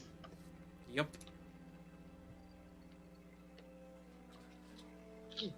Oh, I guess he's gonna die then. Okay. Ah, shit. As Patchy comes to a Watch realization. it out again, or would you like Okay, to you know still what? have Just, we need to go that direction, like right now, or you're gonna die, and I just don't want more people to die. God damn it. Fuck. But what about the deep? He's gonna die? Yes, he's probably die if he doesn't take the shit out of him. We need a medical facility, and there's that thing in the. Congratulations, you're getting your payment early. That was the place where I was gonna give you the map for. Shit. Fuck. Damn it. What do we see Nohu doing right now as everybody else is having this situation? chaos, probably. Assuming that he's completely bathed in guts, he's going over to Kiara and excitedly telling her all about every little detail that just happened, like the wings that suddenly sprouted from his legs, how he went over to dispatch the frog by blowing the side of the wall, and the idea that he had about using steam and an explosion and getting very, very close, like invading personal space kind of close, while covered head to toe with frog guts. So give me an aware roll, Patchy. 15. as Nohu is describing what happened to him, he was standing on the tower that this strange glowing goop got on his feet and caused him to grow wings. That triggers you a little bit. What? Why? That glowing goop is what you use to create your original concoction. It's something from Eidolon. What? I need more than that shit! Right? That's the thing I'm looking for! That's what you're looking for. Where do you find it? Patchy runs over and Speaking starts. in tongues again. Patchy runs over and starts speaking too many languages at once as he talks to Nohu. Yeah. Then he wanted to swallow me, and then I thought, well, I can probably avoid it. But then I knew that inside of it is where all his weak spots are. So, like a brave adventurer, I just knew that I had find that to. material with the thing. The thing that inside the frog, these are his guts. I think Is this there is more? its liver. I mean, that's like half of it, like over there on the bridge. It's there. Well, Okay. now it has tentacles. I don't remember it having tentacles now. Do I have material to store this in? You of course do have some of your alchemical vials nearby, but you're gonna need to find what he was talking about. The frog was not where he gained the flight from his legs from. So wait, where is the thing? I'm confused. So no, he's I'm asking confused you. as well. He's asking you when you grew your wings on your legs. Where did that start? Ooh. Ow! Like right over that tower, near the like cannon that it has. I'm gonna scurry there while being like, "You, Clay! I need you to take them, but first I need to do this." Run. He just said something randomly to I Clay didn't and runs understand across that. the bridge. I'm Hey, just gonna let's go go the way find some that's loot. And I not gonna tried to kill grab me. Kiara's hand and Oh. drag her over to the outpost. So Kiara Well, the gets deep- grabbed Kaizen! by Kaizen! Cry in his mouth! cry in his mouth. Kaizen's missing, unfortunately. Son of a, man. he keeps doing that! Second time he has just totally disappeared. He has a crack problem, okay? It's a disease. the Perhaps cracks he should really get that become a fixed. problem. He's always spending so much Very time, nice. Everyone has a That he crack should- problem. spending so much He's time talking deep in the about crack. pots. So, Clay, Nohu, Kiara kind of get pulled into the outpost as Patchy runs over to the other tower and begins climbing up it very rapidly. Climbing up onto the top of this tower, you see a few very familiar canisters. Damaged, broken, shattered, empty canisters from Eidolon, the scientific outpost, the grand tower that used to exist here on Miocenis. And inside of some of the cracks and stone rivulets nearby, you see some of that glowing blue fluid, very small amount of it, enough to fill about a fourth of one of your vials, still splattered across the rooftop. Okay, I'm gonna just. Give me an As agile much roll to save as much of this as you can. You think this might be enough to reverse the effects of what is occurring with Clay right now? No, that's not good. Shit. I please spend all my aces. That is a 7. Do I still get a little bit though? I will say you get a fingertip full, just enough. Does that include the ace Thumb that was or given pinky? to us by Thumb. the wonderful McSherry? Did you have McSherry's ace? I don't think you. Yes, used I did get. Okay. I re-rolled twice, and then I rolled another. That's Re-rolled right. another for the chaos table. That's right. So That's right. you have just one use of this substance, a small amount, not enough to do a lot with, but I mean, it still is kind of a miracle fluid. It can take the genetic material from others and Yes. extract aspects of it. Yes, and I can do wonders with that shit. Fuck. Oh, but no, I- so Hey, somebody you hacked gotta my stop account as spending well. points on your Oh, own no. games, everybody. No, somebody hacked my His finger account slipped. now. I will allow it for now, but I'm going to say you cannot impart these on your own games in the future, everyone. Okay, so Uh, to be fair, you have already said that, Tyson. I am and going I love you. The and reason I adore why, who you the are. reason why is because that was already a thing, but we're gonna allow it because he wasted those 1,000 points anyway. So there is. Oh, my finger slipped. I wasted mine too. Same. No. So there Yeah. is enough there to treat Clay if you wish to, or to impart one potential change or benefit to someone in a way that kind of works in Patchy's MO. How far is the place I can do the medical thing there? We have time to go to the medical place. Without any delays, if you start like hurrying there, 5 hours away. That gives you He has 1 6 hour. hours to live. You've got 1 hour basically leeway in case if anything gets in the way. Fine, If fine. Clay dies, Kiara will break your shins. I still have the thing. In worst case, we'll use it on him. God damn it! I just want to try to say this. And when we get there, I'll use a blindfold so I can avoid my demons. That's cool. Yes. All right, let's go. All right. So Is that how that works? you head back down. Shit. Like I've been doing mental health wrong all the time. Yeah, I was Alright. gonna Alright, there we say, go. Clay's So- been Yes. so much better. So you begin immediately moving into the depot, and you start looking through some of these old boxes. Many things that have been here a great deal of time without ever having a single hand touch it. Since all the people that were there disappeared, went away, whatever you want to call that. At this point, if you all are able to look, can you look at the party sheet? Is it available for all of you? If you click on the little Let me see. I Oh, I button do with see that. it.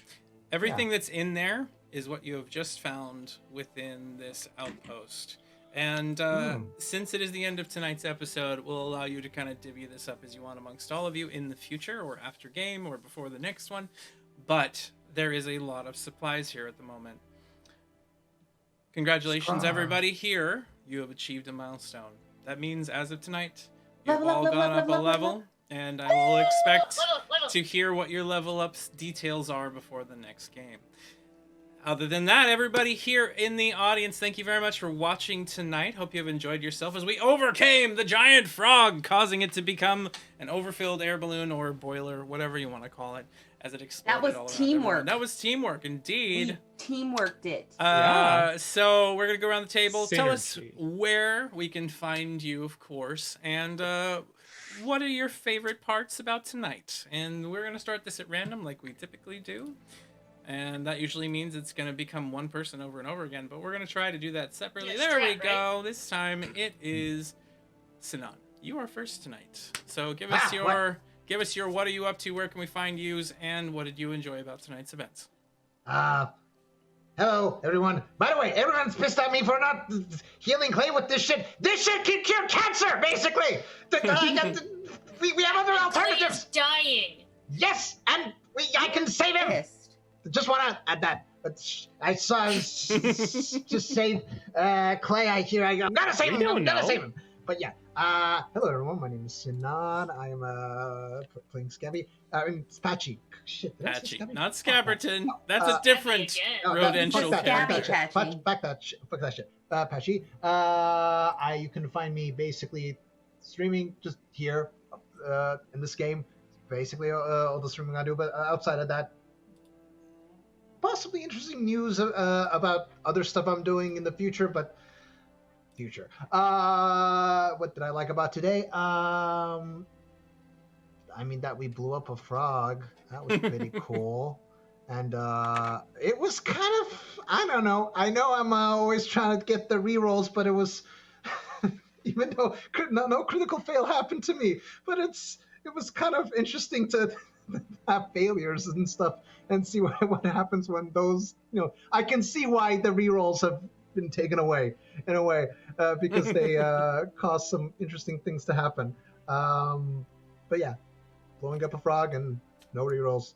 Blowing up a frog and no rerolls. That two different hackers came to our help, so that was fun. I saw that. Two So different hackers. weird. Ones we've Still never from seen Florida. before and have no idea who they are.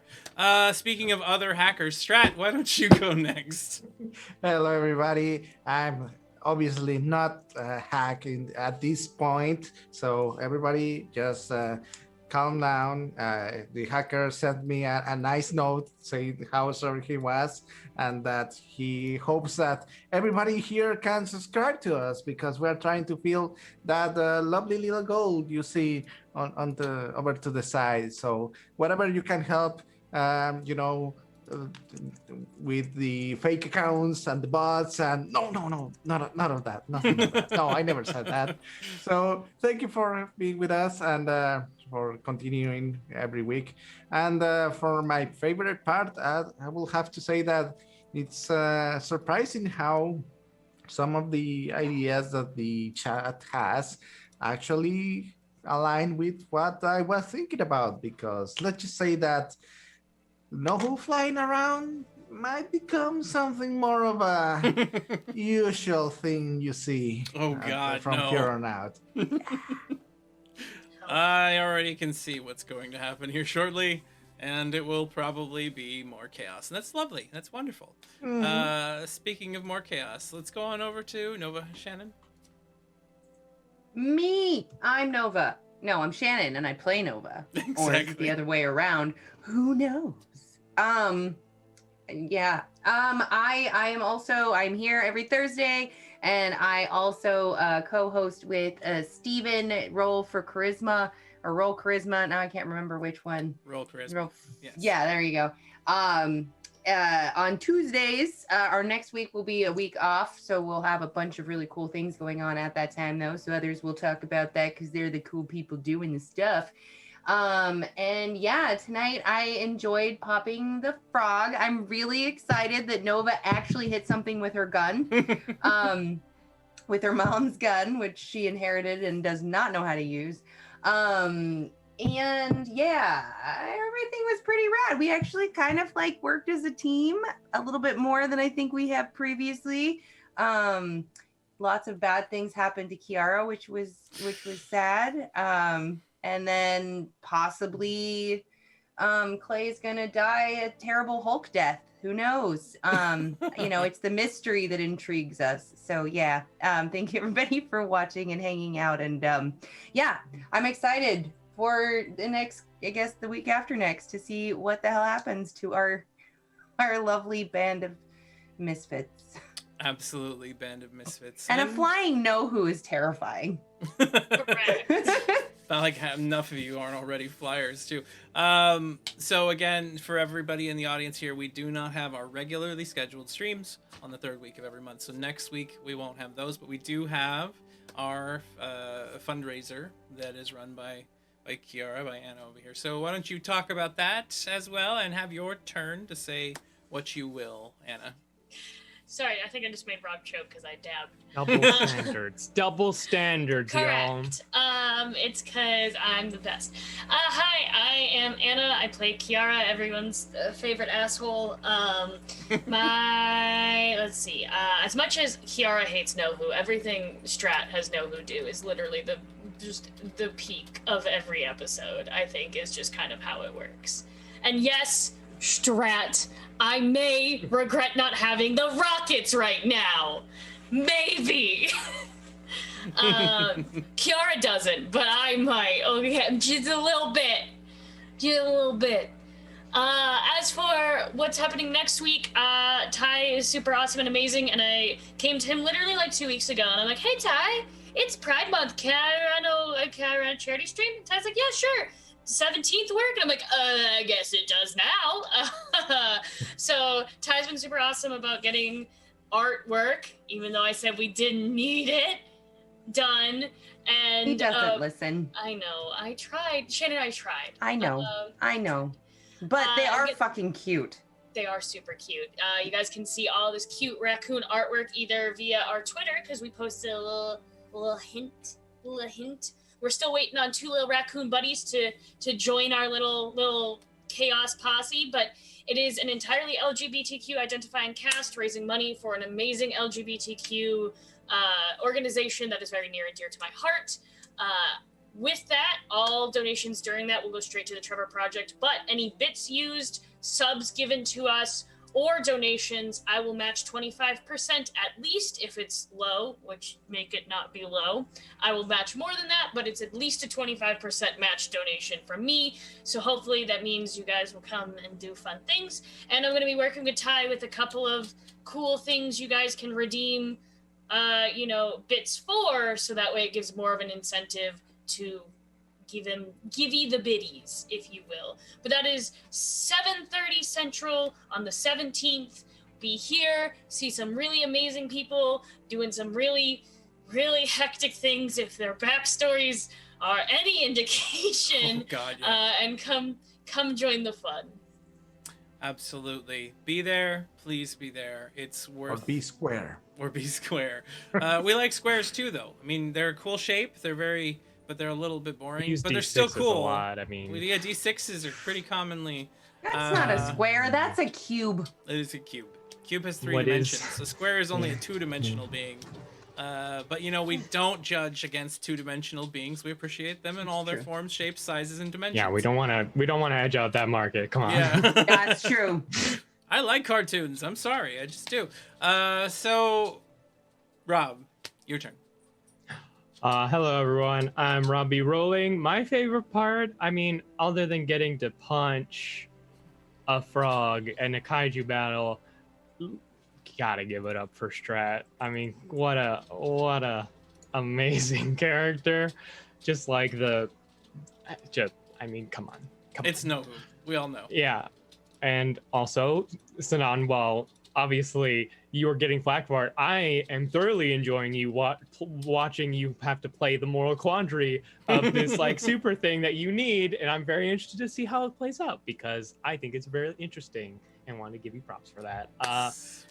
As far as anywhere else you can find me, I am on Twitch and Twitter at RobBRolling. That way you can find all of my things. For now, you can only really find me here on the Trader Tuesday channel. Doing Trader Tuesdays on Stephen Dewey's channel most Tuesdays, and doing we're about to wrap up the season of my 5e homebrew campaign, Revenge of the Gift, on Valdrian's channel. But there may be things coming far down the pipeline. Who's to say?